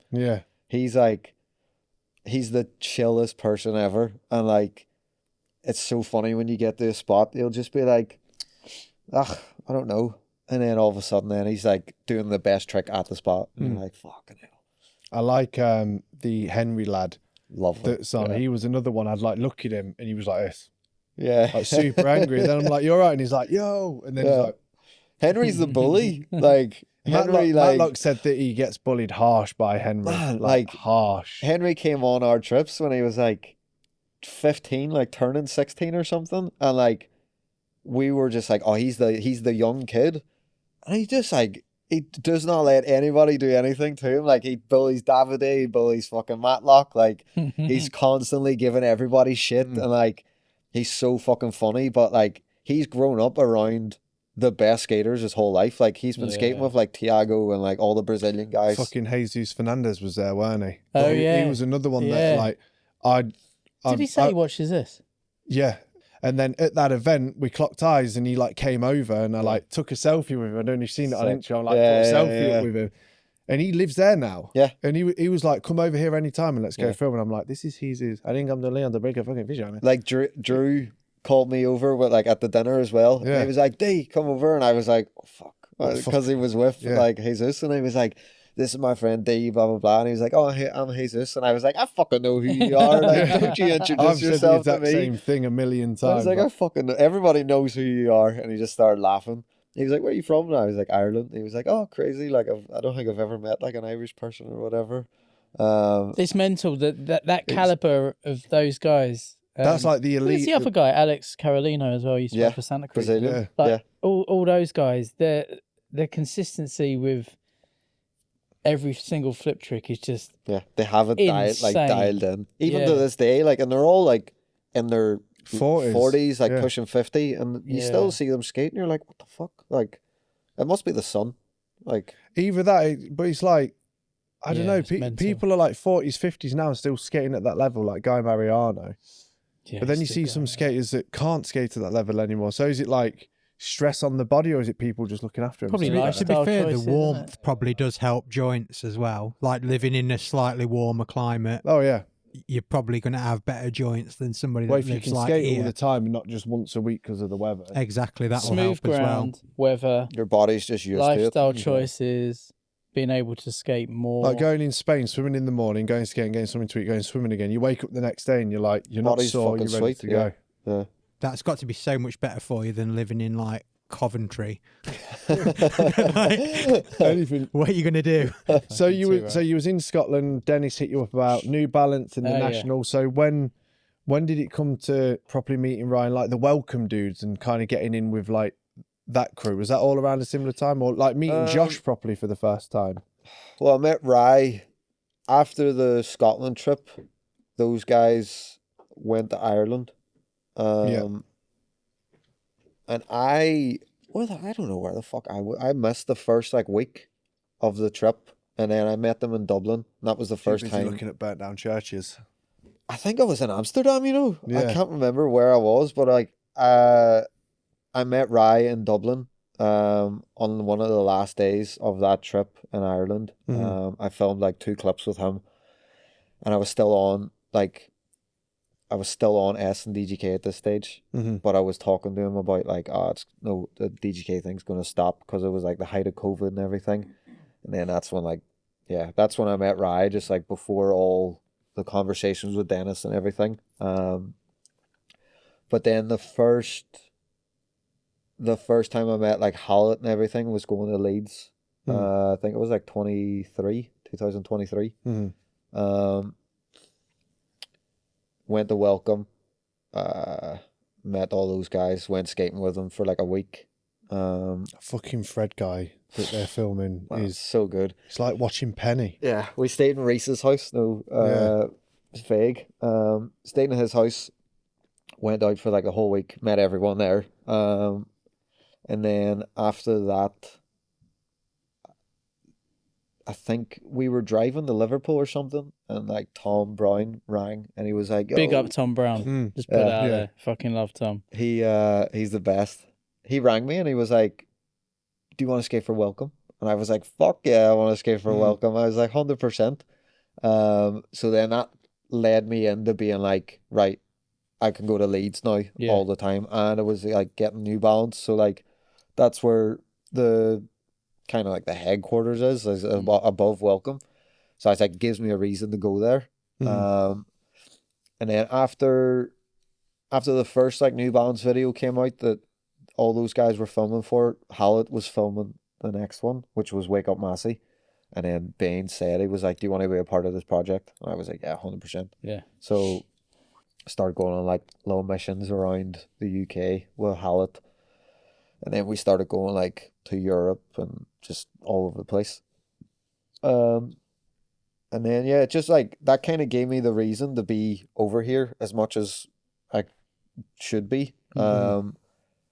But yeah, like once I went to Leeds and like went to Welcome and then we all went to Hyde, I was like, fuck, like this is what a skate scene is. Like this is what it's supposed to feel like. Like not that everybody was friends, but everybody knew each other. Everybody was cool with each other. Like everybody skated at the same place with You've not each got other. like one crew per city. You got multiple crews per city that still integrate with each other. Like even though you had like the Welcome lads, there was like another crew over here, but like it wasn't like you didn't speak.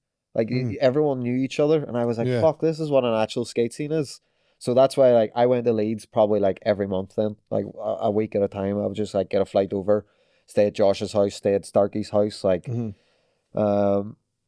then any time that we were going on a trip, I would either go like 2 days before, stay at one of their houses, maybe try and go skate street, and then we would go on a trip, come back, do the whole thing. Just being proactive, I guess, and just trying like to get the most out any of it. chance, and like especially like with Baines, like anytime I ask him, I'll be like, "Oh, can I get a flight to here for this?" And he's just like, "Yep," boom, like no I mean, no that's question about amazing it. having that.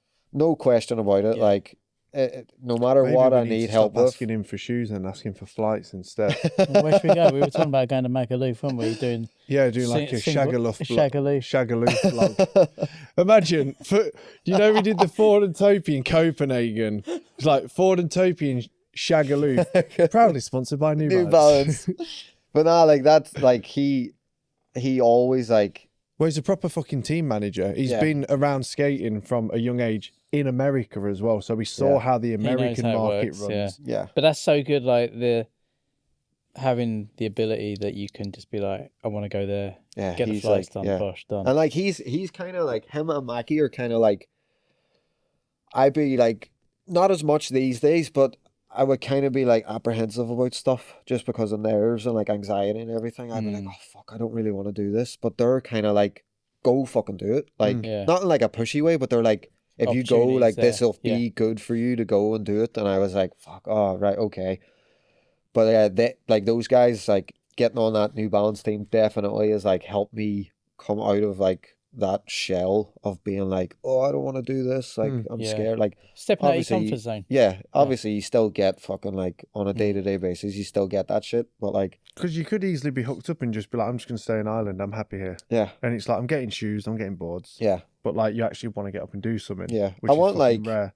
like the way Baines or like all those like guys like look at it now, it's like they're looking back on all the stuff that they did, and like people come up to them all the time and be like, oh, like your video was like the best thing that I watched when I was growing up. I watched it every day, blah blah blah. And they'll It's want like, that for you. From not the, that I from the want it next- for me, but it's just like, No, but they'll probably want that. yeah, They'll want to inspire so like that. For... whenever I'm older, I want to be able to look back like 20 years and be like, fuck, remember like we went to Copenhagen or we went to like Mallorca and we skated the fucking like stayed in the like the villa that the Blueprint boys fucking stayed in, and like, Because we talk about it all like, the time. just- The actual like pro career of like your most active years in skating is like relatively short. Like on your body, like what, like say 18 to 35 is like that can be like, and a lot of people now say their peak is like 27 to like 32. It's still like 5 years. It's relatively short.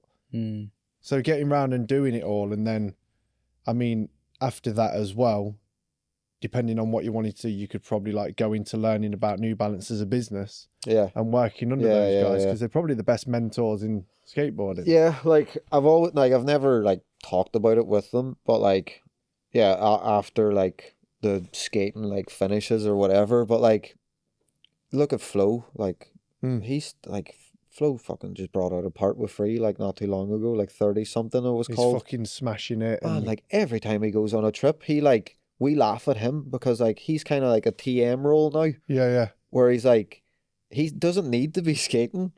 Like we'll go to every spot and he'll be skating still every hungry spot, and you're for it. like, He's a skate you don't rat. need the fucking skate. And he's like, but like, what am I going to do? Just sit here and watch you? And Sound you're like you were almost going to do a Flow accent then. No. You were like, but like, no. he was another one on that trip. He was like, come and stay over here, we'll go skate. Yeah. And I was like, you're fucking Flow, bro. Like, Yeah. you're the goat.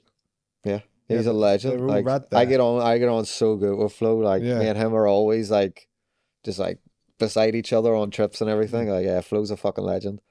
Same thing though. The first time I met him, I was just like, you're Flo. Like, what are you like? Everybody else, like Davide was kind of like freaking out as well. I think Davide was, can't remember now, but somebody else was like, fuck, that's Flo. And I was like, I know. I was like, that's nuts. Like, he's just here with us. But now he's just like, I'm mate.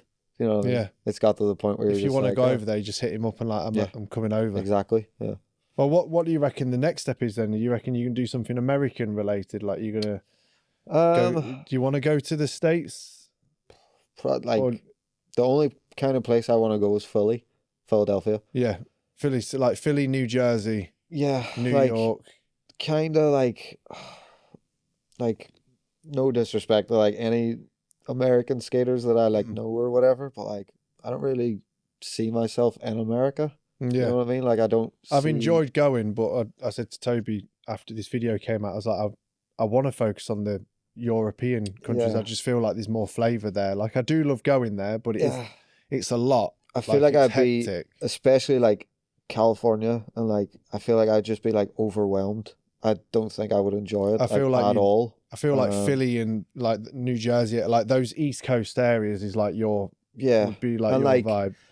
I would know Jameer that skates Just for about to Palace. say, like I would He's know, in the UK currently. lives isn't in he? he lives in London. Yeah.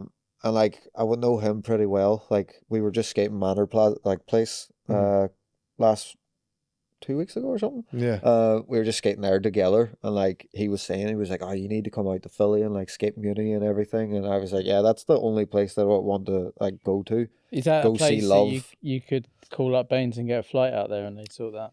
Me and Josh have spoke about it. Like we've Let's tried just to do like it. be like, we should do like a fucking like Philly trip and Let's go just for go 2 to weeks. Muni and Yeah. just like skate that place and then not worry about anything else. Because Imagine like, going over there though, and a new Sabotage video comes out, and like Dee's got clips in it, because Sabotage is like that crew, isn't it? It's like that Philly crew, like VX, like Brian Painabanco and Yeah. all like those guys. Like those are like the only thing, like the only group and like the only place that I would actually gravitate towards. I feel like anything else is just kind of, I like the idea of it being like unrealistic. Yeah. Do you know what I mean? Like I've grown up thinking like I'll never go to fucking LA. But So you like, could quite easily. but get I it could, done. yeah, I could easily go. But I'm just like, I think if I go, it wouldn't live up to like my expectations or something, or I'd be like don't meet your heroes kind of thing. yeah, I'd go and I'd just be like, fuck, like you have to drive fucking hours to get to a spot, and then like That is what it was like. you get kicked out, and then you have to drive again, and it's just like what, like yeah, I don't think it would be my cup of tea. So you've loosely spoke about a trip over there, like you and Josh. Was Yeah, that but just- like just like throwing it out, what it's like. yeah, just Go for a tickling week or something.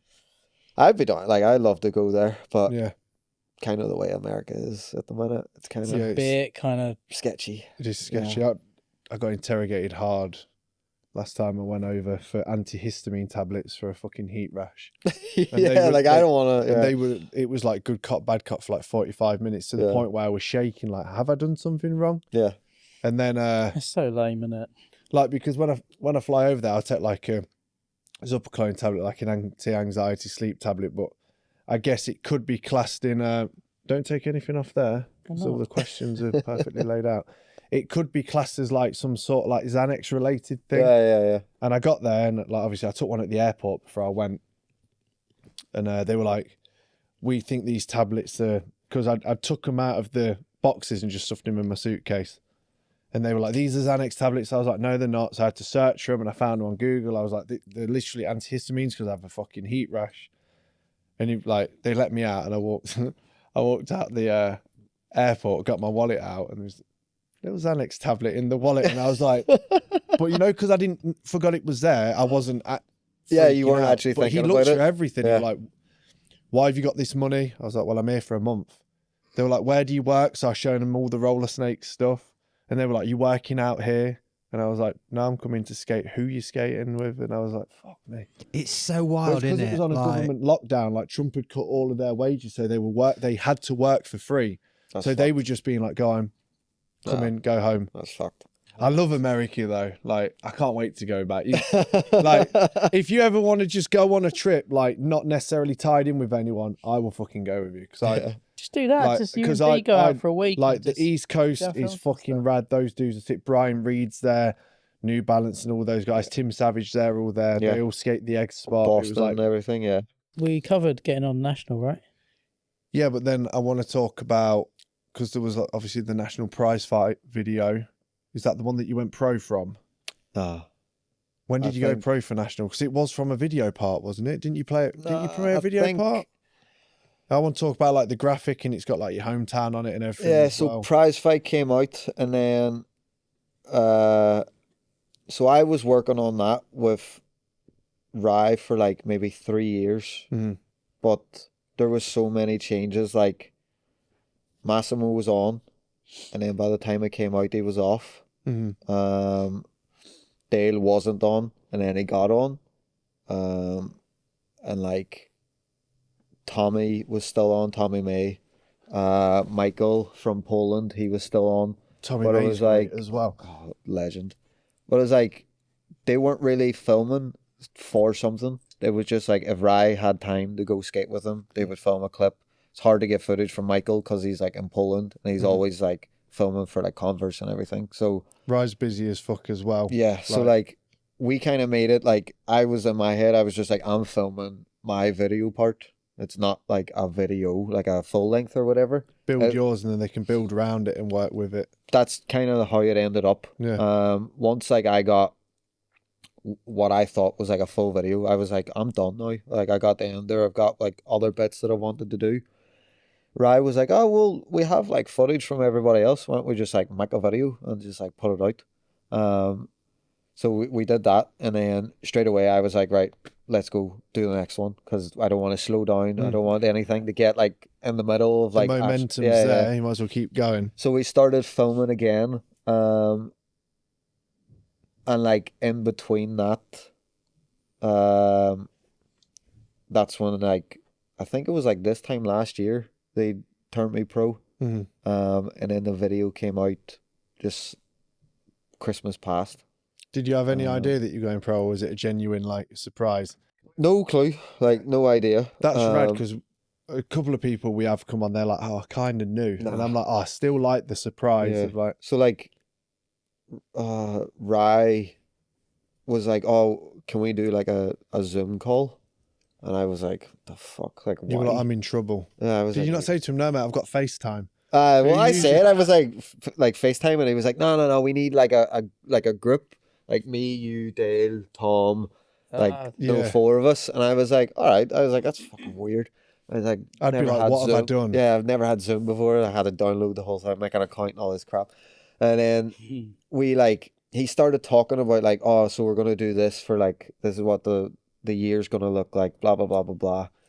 And then he was like, so we've had talks, and like, in my head I was like, oh fuck, they're gonna cancel the whole company, like they're gonna sack it. And he was like, we've had talks, and like, we're gonna turn you pro. And I was like, what? Like, what are you talking about? I was like, nah. And he's like, yeah, like we're gonna turn you pro. I was like, no. I was like, no, like not yet. And he was like, too well, late, your board's already here.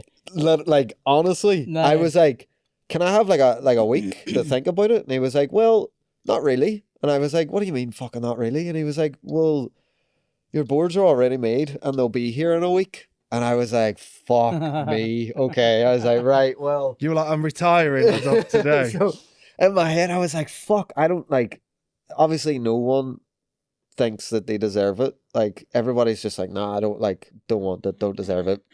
So I was like, That's fucking funny. I've hell. always thought I deserved pro boards. So I was just like, right, is it going to sell? Like, that's my main thing. I was like, are you wasting money here? Yeah. Or is it selling? And he was like, no, like, the reason we're doing it is because, like, there's a lot of shops that have asked already for your board. And, like, there's countless, like, 20 odd shops that have ordered your board. And they were like, it's already happening. Like, you just kind of didn't know. You have no choice. Yeah. And I was like, fuck, okay. I was like, as long as you are actually benefiting from it, I was like, yeah, it's fine. I mean, that's a really good mindset to have with that. Like, a lot of people would just be like, yeah, all right, give me I've the got money. a pro board, yeah, thanks very much, give me some money. But like, understanding that process, Well, the business side of it as well. What that means, because like any time that me and Rye would have met up, like, we would go in depth about the company because it is a small operation. He would tell me like, this is what's happening and this is like what's going on, blah blah blah blah blah. So I understood. I was just like, don't fucking do this. Like, what are you doing? And he was like, no, it's going to work out. But the graphics, I had no idea what they were. The black one with like the yellow and green on it. Yeah, I knew that one was happening, but I didn't know what it was. 'Cause you had 2, didn't you? Yeah, Blinky was designing that one. Yeah, and then the one with the Free Derry corner on it with a Palestine flag, and then my dog on it, Vinny. Yeah, I had no idea. That was a complete surprise. And so you was just maybe expecting one graphic. Blinky was saying like, oh, I'm designing your board, and I was like, oh, sick, like one graphic. I was like, and I know it's going to be nice too. If Blinky's designing it. I knew it was going to be good because like Blinky kind of like, me and him get on really well. Yeah. So I was like, he knows what I'll like. And then I can't remember what it was, but there was like, we were like relaunching the National because Blinky took over as like creative director. So in Leeds, there's a place called Book Club. Yeah, where they always have like events and stuff. In my head, it was just like, oh, we're doing like a relaunch like thing of National, and like Blinky's designing all these fucking boards, and there's going to be art on the wall and like loads of like old TVs with like VHS playing and everything.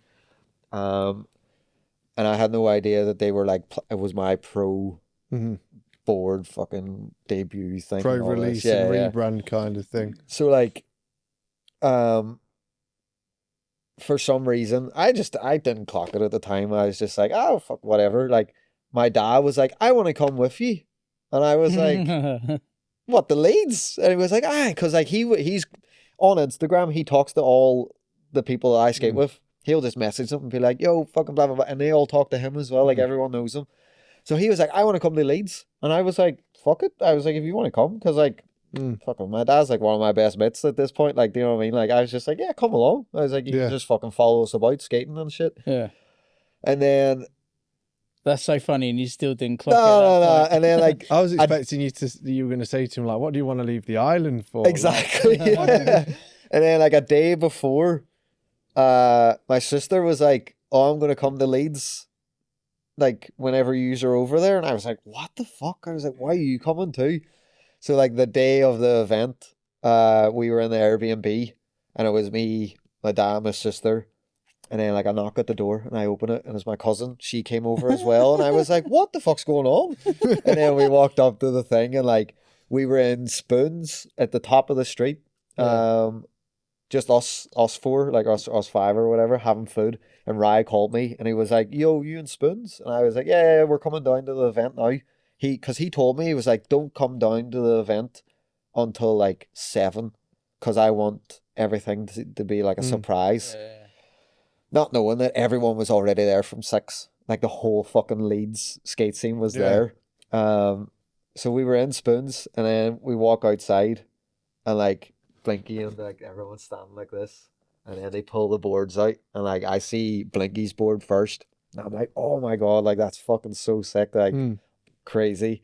And then Rye pulled the other one out and it was like the free Derry one and like took so much of me not to fucking cry whenever I seen my dog on it because like I was just like right, I even talking about it now I was like holy feel free fuck. to cry now, but I was like Jesus Christ, I was like that's the fucking best graphic I've ever seen, like just because of he was on it and like just what the whole thing represented. I was like that's really fucking close to me. It's a really cool idea for a graphic. I was like that's really like close to me and anybody that knows me would understand the whole concept behind it and all as well. So I was like this is fucking perfect. So yeah, that whole day was just like from that point I can't even like really remember anything that happened. I was just like talking to so many people. Like Brian Anderson was there like at the fucking like I think he was with Woodley he was with Woodley like well, there's another connection, like a Philly connection or New Jersey. Exactly, BA. Yeah. But like he was there and like Mackey was there, Baines was there. Like, did you like look around and look at BA and you were like, the fuck are you doing here? Like, so like we walked in the book club and like everybody was on the stage and we walked in like everybody was like, wow, all this fucking shit. And I just like couldn't really clock any face at all. It all blends in. It all just blended into one fist. I was like, who the fuck's here? And then I walked up and started saying hello to everybody. And like Woodley was there. And then behind Woodley was just this big, massive fucking guy. 7 foot. And I look up and I was like, what the fuck are you doing here? Like, why is Brian Anderson here? And he was like, yo, congrats, bro, blah, blah, blah. And I was like, thanks. Like, what do you say to fucking BA? I was like, oh, it's really crazy. like Welcome to Hell. Yeah, I was like, oh, sick. Like, what are you here for? And he was like, I'm here with Woodley, blah, blah, blah. And I was like, that's fucking amazing. But yeah, there's just like so many people there that kind of all just blended into one like person. He looked like a rad night. It was sick. It was really, really good. But yeah, that was like a big surprise, like complete surprise. And I just like, I don't know, still kind of feel weird about like seeing my pro board. Like recently, me and Christine were in Manchester and she was like, where does your board be sold? And I was like, no, like random skate shops and all blah, blah, blah. She was like, what about Note? And I was like, yeah, I think Note have it. And she was like, let's go. And I was like, no. And she was like, I want to fucking see it, like in the in flesh. I was like, no, please don't. Like, I really don't want to go and like be like, just no. Oh, where's my board? But like, we didn't do that anyway. But like, she was like, come on, let's go. Drag me to Note. And then we know were some there. people, not naming names, but they've turned up here and they've gone, why is my pro board not on the wall?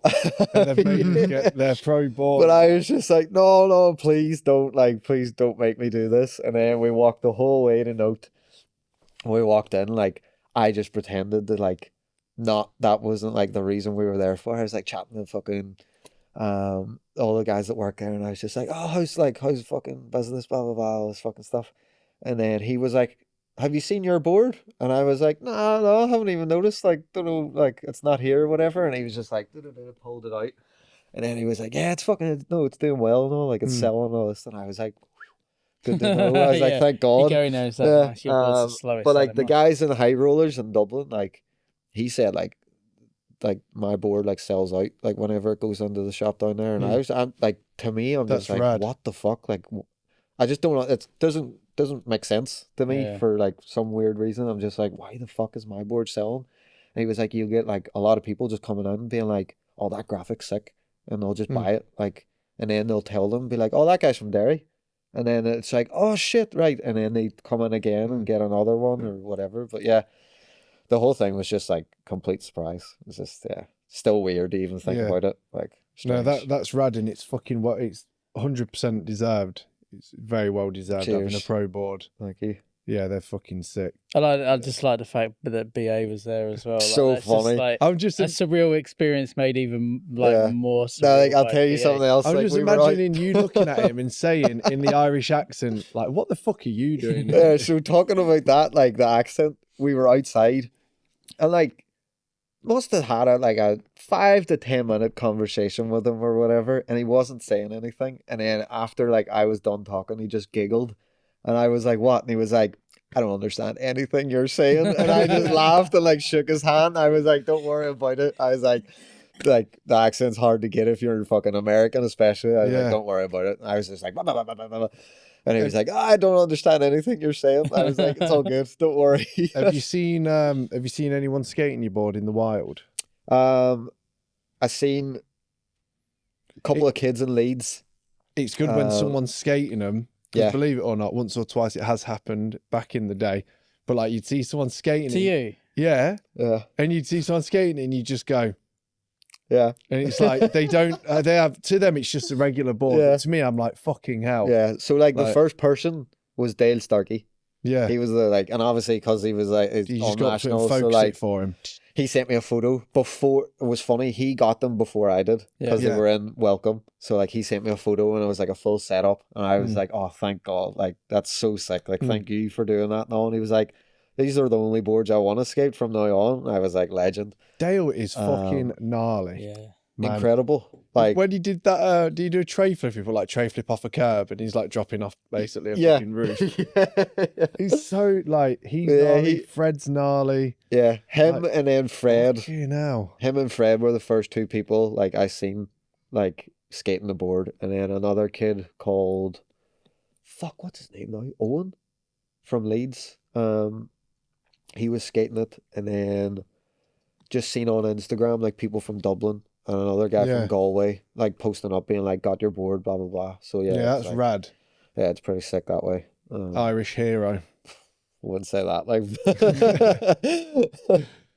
Have we But no, have we got any national bit? I don't know if we have any D Haven't had boards any in. for a I don't- while. I think they all sold. Just about to Yeah. say because it's you can sign one of those for us before you.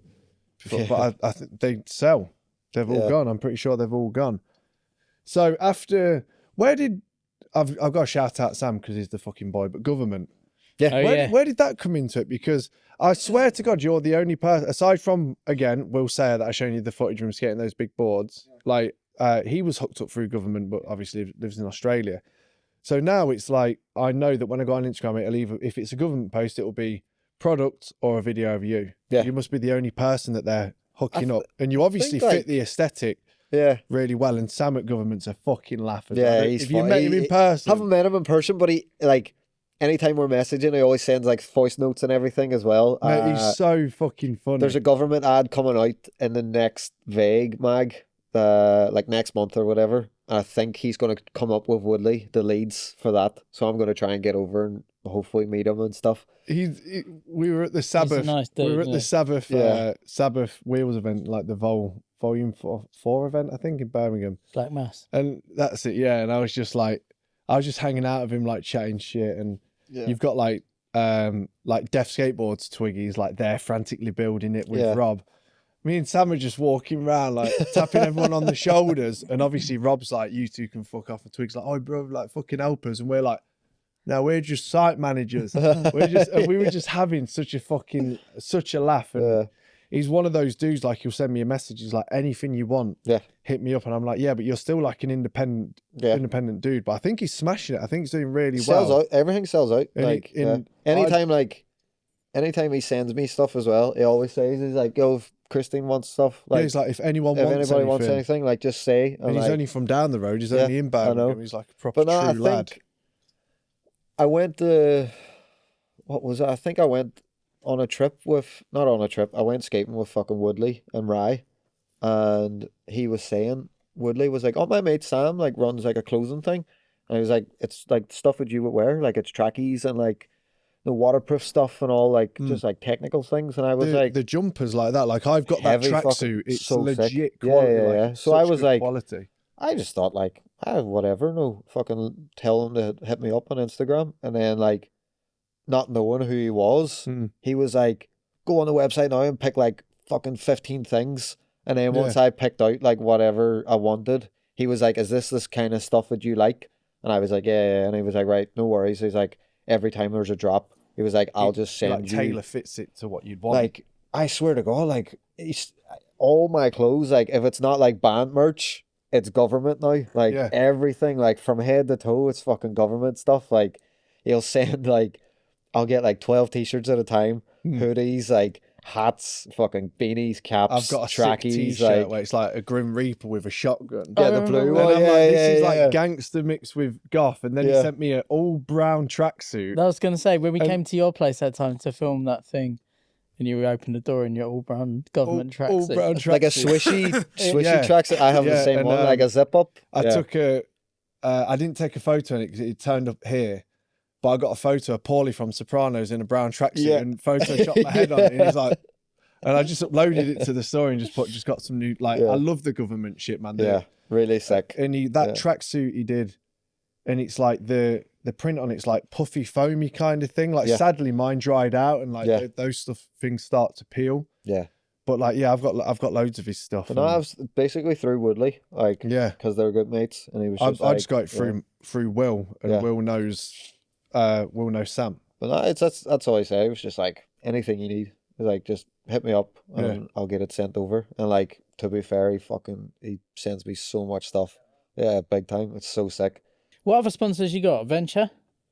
So Venture and Spitfire through Keen. Keen. And then get on a fucking Venture trip as well with those dudes. That'd be your thing. Yeah, so sick. And then like, it's kind of like Lucien, like with his Dark Clarke views, like his brand. Big up Lucien as well. Like, absolute legend. Fucking good dude. He always like sends me like just bits and pieces here and there. But like he doesn't like sponsor people. Do you know what I mean? So like, he sends me stuff. Well, he just sends stuff to the people he wants to see in it, which is the best way to do it. So as soon as you're like, not yourself, but with some people, as soon as you sponsor them, they expect the world. Yeah. And it's like, even, but then there's good people like Twiggy that sponsor where it's like, they only get something if they need it. Yeah. It's the best way to do it, to keep your mates in business. And then like, National, New Balance, Venture, Government, Venture, Spitfire, Dark Clarke. Like, stuff from Lucien. That's kind of it, yeah. All fucking elite sponsors. Like, all so sick. Like, it's a good bunch of sponsors to have. Yeah. You just need to be sponsored by, like, bandmerch.com now for, I know. for like, the Dark Throne t-shirt. Is this a good segue for you to start talking about the music? Because this is probably where I'll, like, I don't know. Do you want to go to sleep for a minute? I'll just have a little... Because when we start saying, I'll like, have a little nap in listening the to the blasphemers and the external bloody scrotum rotting Christ, it's like, we obviously had, like, a little wee break and managed to collect this dog that's honestly the most comfortable I've ever seen. He's probably going to fall asleep. He's not normally that kind of chill, is he? He's quite a serious dog. Like, you can't just stroke him and he'll relax. He's always, like, fidgeting out of the way, but he's very calm here. The animal whisperer. It's the Dark Throne t-shirt, which is a perfect segue onto music because obviously we spoke about it in Copenhagen. You've probably had a million conversations about it. You technical as shit. You dress like you're on the East Coast and you listen to harsh black metal. Not just black metal, but like, I assume black metal. I don't really do the death or thrash metal too much myself. It's usually just like black metal, darkened black metal, raw black metal, underground black metal, synth. Are these all genres? Or are you just making it up? Black metal. Well, no, these are all real. I forget Sean's really into this. This very much exists. I'm just basically the dungeon synth. The fifth so wheel. there's a video. I used to make dungeon synth. Oh, I love it. I've got like 12 albums of dungeon synth music. Yeah, Sean's a real, like, Sean makes music under Despondent Moon, and it's like harsh black Sick. metal. I've got loads of his Love that. records. It's real fucking good. There's a video on YouTube of Fenris from Dark Throne, and he's doing a musical lecture. Have you seen it?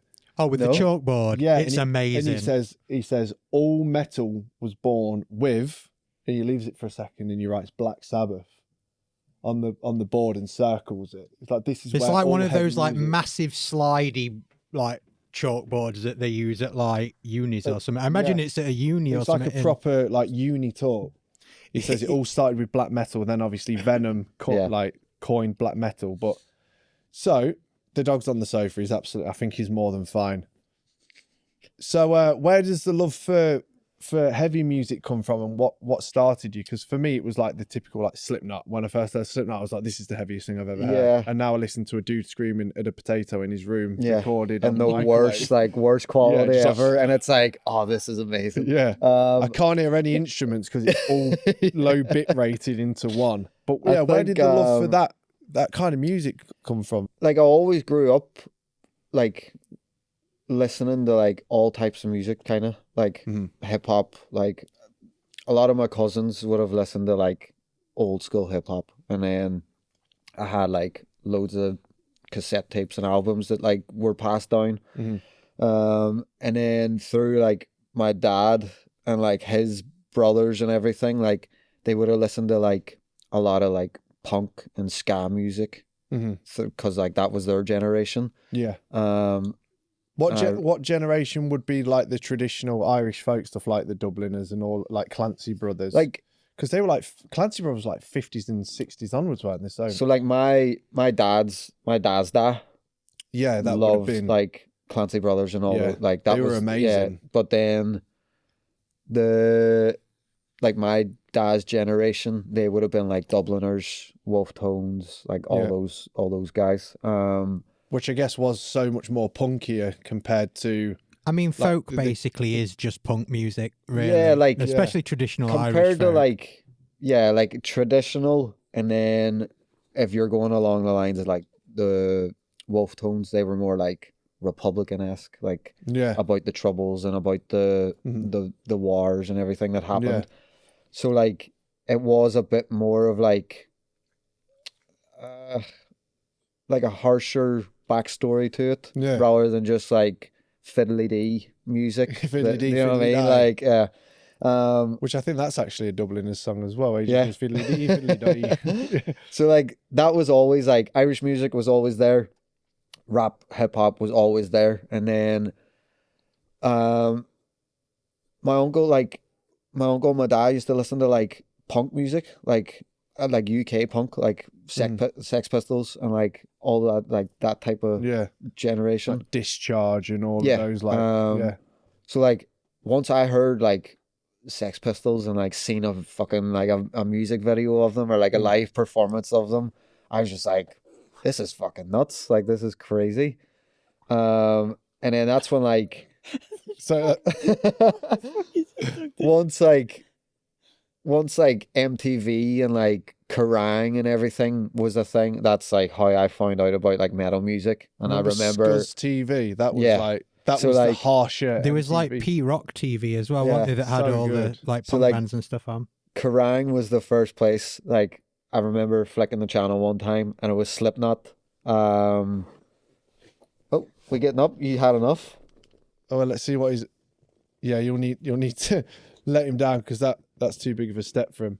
I remember Later. turning on Kerrang and seeing Wait and Bleed for Slipknot, where they're playing in the super wet house and it's leaking. That was it. yeah. Yeah. And So it was such a grim video for its that time. was the first like Slipknot video that I seen, and Yeah. I was like, "Fuck! Like this is mental." Or Like was it these Slipping guys. Away? I can't remember what it was. There was a video Wait and for Bleed.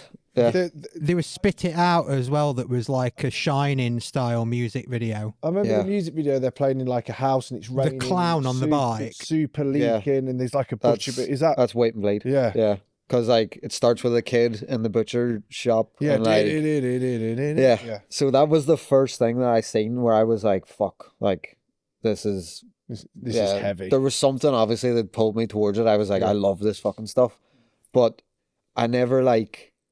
It wasn't like a genre of music that I talked about with other Mm. people, because it was kind of, I don't know, it was just like nobody was like listening to it. Oh, you whenever were I like a proper weirdo. yeah, at if like the if you time, listen to of that stuff, yeah. so like And now Slipknot everyone was like loves it and yeah. loves the Deftones and shit. It's like super. So like Slipknot was the first thing, and then from there you just like you deep dive, Mm. and then once like the internet became more prominent, you were like finding out about basically like, oh, Slipknot started because of this band, and then this band Yeah. started because of this band, and da da da da da, and then yeah, like once it's just like a big rabbit hole of like. Yeah, you find one and then a next and the next. Yeah, and they're the like, oh, next. these guys are heavier. And then Yeah. you're like, you're just trying to find like the Yeah. heaviest thing or like Yeah. the most rawest thing you can like actually listen to. And There then, is definitely a point in the where you're trying to find something so heavy that it kind of becomes, you're just like, this is actually just kind of it's crap. just, yeah, it's just and I'm noise just doing now. it because I'm like, Yeah. but I remember when I was like 17 or 18 finding Beherit, and I didn't like them at first. Yeah. It was just like, listen how heavy this is, like shock Yeah. value. Yeah. Then it weren't till a couple of years later with Yeah. like all the barrier cult videos and stuff Yeah. like that I was like, oh, blasphemy and Beherit and Mm. and it's I don't care what anyone says. A lot of people will said the same things about the Sex Pistols with punk. Like Sex Pistols made punk mainstream. Mayhem is still a fucking Yeah. incredible band, even if they did take black metal from like there and put it out there into Yeah. the world. Yeah. I still think them and that Do Mysterious album is fucking. I can listen to that. That was like the first time I heard that, I like let other comments push me away from it. Yeah, Like that whole record, everybody was like, "Oh, this isn't the." Da, da, da. it's like overproduced. Yeah, it's they were like, "This clean. isn't what it's supposed to be." So I was like, "Oh, they're like not really that good then." But obviously, I was so young at the time where I was like, Yeah, "You were easily manipulated whenever it came to like music and stuff." So I was like, "Oh, I'm not listening to that." I do consider That it quite. now It's is quite like- an introductory album to black metal, Yeah, but but it's fucking so strong. Yeah, I think it's very mainstream sounding, but it's such a gateway album for so many people Yeah, because got me Yeah. into it. it's heavily. well produced and everything. But Is that Pitton you can't produced it? say that it's like deliberately mainstream. It's still a really aggressive album. Because Like we've spoke about, Death Crush. Yeah. Yeah. That is so punk. That yeah, Death Crush that, album. That I'd say doesn't it's, even- yeah, like- it's it not is. black It's metal more at of all. a, It's yeah, just yeah. It is just a punk album. Yeah. But like that Mayhem album really like got me into Mhm. black metal more than like Yeah, anything else. And then once you go into that, that's when like I started fighting about like Dark Throne, and then I think Dark Throne's the purest kind of black metal. Like Yeah. Under a Funeral Moon. But That there's so album. many like nowadays, like there's so many one man band or like Yeah. one person band things. It's like it's kind of hard to keep up now with These- like I'm finding so many each day. Every- like, we just every listened day. to one this morning that Yeah. I found last week. I have no idea who it is. Yeah, that Canadian, I hadn't heard of them before. They were really good. The best one man metal, and I think he tried to pass it off as not being one man because all the members were the same. But as in like through the releases, they were all the Yeah. same names, but I don't think they actually ever played live. Was Bathory? I have a strong theory that Bathory was just one man. It was Quotha and he did the whole thing. I don't think he like had a band, but because all the pictures on the back of the albums were him with like other guys, but they didn't look the same, or they'd have hair hanging over. So Yeah. it was like, I think it's surprising with how many of them bands that went on to play live that you find that the one member just then got other members to play what other he people was. involved. I think Dark Throne used to do it for a while. They were like 4 and 5 people. Now it's just him and Fenriz and Nocturnal Occulto. yeah, just the two of them. Yeah. Yeah. Still making music to this day. A little bit punk, a little bit not my thing, their newer albums. Yeah. But Arctic Thunder, is it? That was kind of a black metal album, wasn't it? Is it Arctic Thunder? yeah, it starts to kind of It's got like the logos in like yellow on the front cover. starts Is to it? change from Yeah. there. Like that album they did, The Cult is Alive. Yeah. Like, that was very like That's almost like That's like crust punk. yeah, like Yeah. D-beat almost. Yeah, like that. I noticed like obviously not when it came out because it came out fucking years ago, but like I noticed listening to like through all the records, like once it got to that one, after that, that's when like the shift changed from like it Yeah. just wasn't just black metal that they were doing. Like that Fuck Off and Die album's good. Yeah. Like that Fode album. That's I really remember Circle the Wagons coming out and Yeah. buying it and being like really disappointed. Well, you can see in their albums like the shift changes. But with I the was album also in my covers. teens, Yeah. so I was like, why the fuck's this not black metal? Yeah. The Well, even shift, like- changes with yeah. the covers. It goes from your generic guy on the cover to like Yeah.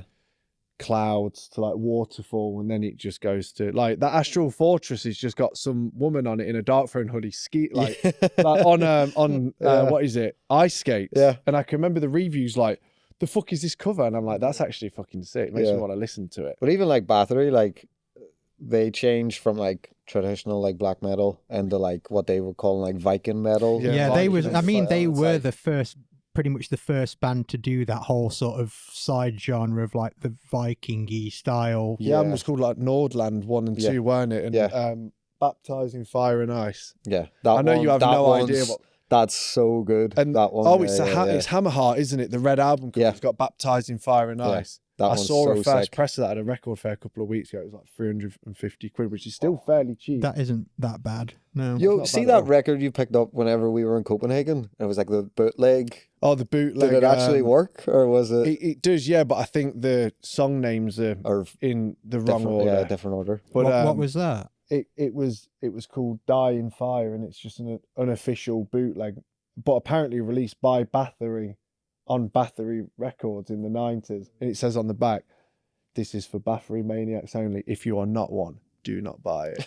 I love that shit in black metal when they're It's just so like corny, it isn't it is, but I This love is it. true. Like This is like fucking hell. it's like all the no mosh stuff on the back of the Deathlight yeah, like Silent stuff, like anti-mosh is no fun. I like that after the whole fucking Varg and all that shit, they started releasing albums that said anti-Grishnak on it with his face cancelled out. And I was I like, guess it's because like the idea of black metal, it was supposed to be like the opposite of the polished like sort of East Coast death metal sound in America. yeah. They was like very much trying to go against that sound. So I guess that's because I think originally hasn't the original Deathlight Silence logo got somebody from, is it the band Death? He's got his face, And he's like crossed out on the front of it, and it's like no mosh, no fun. Like, But I tell you what, they're all fucking, some of those guys in that era were absolutely stupid, but there's two things I'm stoked on. The first one is on the back of the album covers, they always had anti-drug adverts. It said like, drugs ruin the lives of families. And then obviously Gruzumkai went the changed opposite that way. and said, take as much heroin as you can. Through that era when all these black metal dudes were calling each other up, threatening each other, the guys from Beherit were calling them all up going, "We're going to kill you," like taking the piss out of them. And it's quite well known that because they got loads of death threats because that Drawing Down the Moon album, he's like altered his vocal in it, and they were like, "This is not true." Yeah. And they were just like, probably just sat there high as fuck, just Like, going, who cares? Yeah. like, be we're fair- 17 years old and we've just made one of the best black metal albums about the moon. The one thing, Anyway. one thing that it kind of annoys me about black metal is like, there's so many people with have like crazy opinions about it, where they're like, "Oh, that's not like, this isn't real black metal," or "This isn't that," and you're just like, man, like, Sure. Like- Sean sent me a post from a Facebook group where it said, "No females in black metal allowed." like, But one of my favourite bands It's currently so is stupid. Witch Club Satan. yeah, I think I sent you some of their stuff. Yeah, They're the recently, free yeah. female, like the free Yeah. female band, and I went to see them in Nottingham. They were fucking sick. Yeah. So and sick. realistically, like, most female voices are better at the black metal vocals. yeah, because and they're also they're able- naturally more shrill. Yeah, they're able to hit that that sound. Did I ever send you any of the? It's like nocturnal. The Vampiric Nocturnal Slaughter Court. You No, did, no, you did is send me that actually. No, Yeah. no, it's just called Nocturnal Slaughter Court, isn't it? I forgot the name of the band, but I think Yamakusha I was in it from the Boredoms. They played like Japanese psychedelic metal. They were playing a live set. The lead singer disappeared, came back in a bulldozer, rammed it through the venue, and just Oh continued yeah, playing. I think I've heard That about is sick. Yeah, there was a noise artist that did that as well, and then he got like, and then he was like, I don't know why people won't let me play at their I think venues, and it's the it's same like, guy. He actually got You- a full you don't- bulldozer from a construction site and smashed it through the venue as the band was playing. yeah, And then got a table saw on and was swinging it and nearly severed his arteries in his leg and killed himself. yeah. It's just like, Nice. no, we're not having you play our That's venue. okay. we can talk about black metal forever. We enjoy it. Give me 3 things that you're currently listening to. Then I've got a complete curveball here with music. Listen to right now. Like 3 black metal things that you currently. Can I get my phone? You can get your phone out if you want. That guy sent you that Symbolismus album, Naftruna or something. Yeah. That from start to finish is really good. And he is apparently a lovely guy. Oh, really? Great. So that's good. Good to know. So the last going black metal was Abruptum. Sick. Yeah. Nice. Yeah. Yeah. Have you seen the Abruptum lead singer? They're a weird band, Abruptmar. Like, I don't think they've There's 2 of them, isn't there? Yeah. Yeah. One's a little person. The deep vocal's a little person. No way. a little person. No, that's the correct Like term. literally. Yeah, he is. Yeah, Alan Glass told me about it. Under It was just how you said it. Yeah, no, fully. That's what you have to call. That's why on one of the album covers where it's illustrated, both of them, and one of them's like that with a stick, and the other one's got his hoodie over his face. Yeah, little person did. Void Meditation Cult you sent me. Really good. Yeah, listen. One man band as them. well. But you should check out Sean's Despondent Moon. Yeah. Anyone listening should check out Sean's Despondent Moon. And the last curveball question was being a massive fan of Olivia. Who's the musician? Olivia something. Rodrigo. Female. That's it. That was a tip. That was a tip to write. If you didn't get rid of that name, that would have been more I didn't get rid of it. impressive. You deleted that, you fucking Still bastard. there. So yeah, I don't know who she is, but I got told Yeah. that you were once in the van and the conversation came up and you were like, you had to listen to her like the whole way. You're a massive dedicated fan of Olivia Rodrigo. Rodrigo. Yeah. I don't know, like She's laughing over there, so there's got to be So something. I have like no, it's just like You've gone high pitch in your voice now. What is going on? Does I he have love like no. I have like 2 modes. So I'm either like heavy metal Yeah. or I like Lana Del Rey and like stuff like that. So like what was the other one the other day? Gracie something? Gracie Abrams, like other like just girly pops, like I don't know what it was. The thing is, I wouldn't have admitted this years ago, but I can't listen to black metal every day. I need to break it up now with like something that's just very like Pink Pony Club. Yeah. I have to listen to it I sometimes. think- But Rye Gray mentioned that. It was like, Yeah. ask about Olivia Rodrigo. I think like we started listening to it because like somebody that we ran about with at the time was like really into her Yeah. and like Do you ever get into it like in a, what's the word? Like in almost in a jokey way? 'Cause that's it's what funny. happened. And then So, you're like, oh, this is actually like she brought out like an album or whatever and we just used to like play it and take the piss out of them. yeah. And be like, man, this is so like Disney fucking Channel shit. Like, do you know what I Mm. mean? And she brought out another album And and you were like, like, uh-oh. I was like, hold on. I was like, it's kind of good.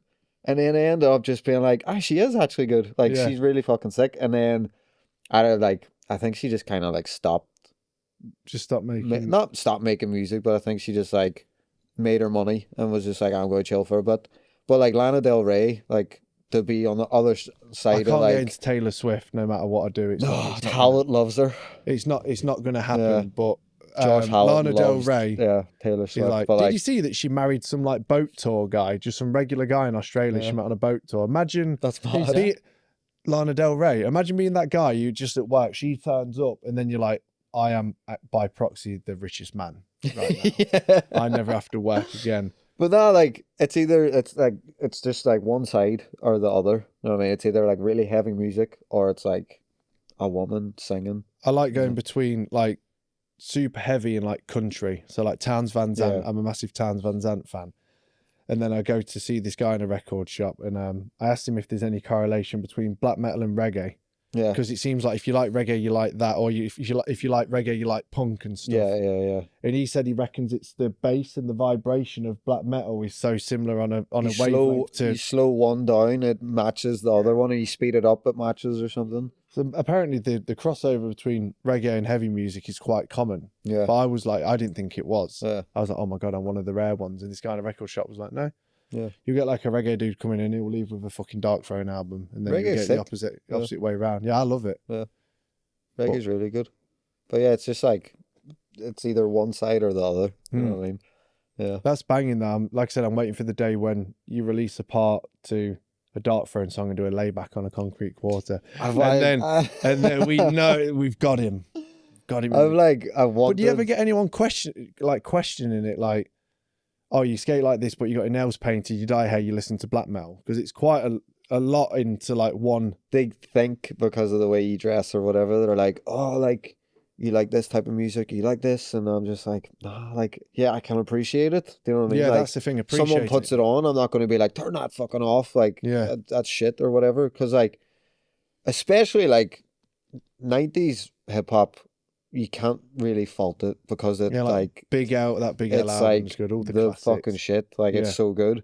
But like, there's only so much rapping that like I can actually listen to where I'm just like, oh my god, like how many times are you gonna say the same thing? You know what I mean? Like that type of way. Yeah. But yeah, a lot of people just be like, they're kind of like, what the fuck? Like, why do you dress like that? But you listen to this. You got a DGK and, tattoo Yeah. with a dark throat t-shirt. That's what I was saying about the But beginning. then of the DGK did episode. a collaboration with Barrier Barrier Cult, and Cult. it's, Yeah, like, sweet and I got sour. like the tea and the hat and shit. Yeah, it's so sick. What were you saying, Babs? I'm just saying that's what I was referring to at the beginning of the episode is how D dresses and then he's into that kind of music and paints his nails. It's rad. Different. Yeah. It's the first we spoke about nail painting probably the most in Copenhagen. Yeah. And spoke about black metal and nail art. The first thing we said to each other was like, we need to sit down and talk about music. And I was just like, yeah, Yeah. of course we do. Yeah. We need to have Not even about anything else. Like, that no was the first introduction thing. needed. So yeah, it was like, let's sit down, talk music, and then it was like, light your nails, bro. Yeah. And I was like, just got mine done on the cobwebs, and you were like, look at the flames, and I was like, fuck, he's beat me. You know, like in American Psycho when they put down the business cards. I was like, gel paint, white sparkly cobwebs, beat that, and then he was like, gel paint, green flames, outline on the flames, and I was like, I was sweating like Patrick Bateman, like, how's he got better nails than me? Oh, it was fucking good. That was a thoroughly enjoyable conversation. Yeah. It was nice to actually go on to music as well, because So like when we were finishing Prize Fight or Prize Fight. what song do you skate to in that? Because that's like it's almost back like home folk, in Derry, but yeah. it's the Irish Ramblers. Yeah. Because Christy Moore does a version of it as well, but the Irish Ramblers is kind of like the OG one. Yeah. But we were finishing up that, like filming for that, and we were in Liverpool.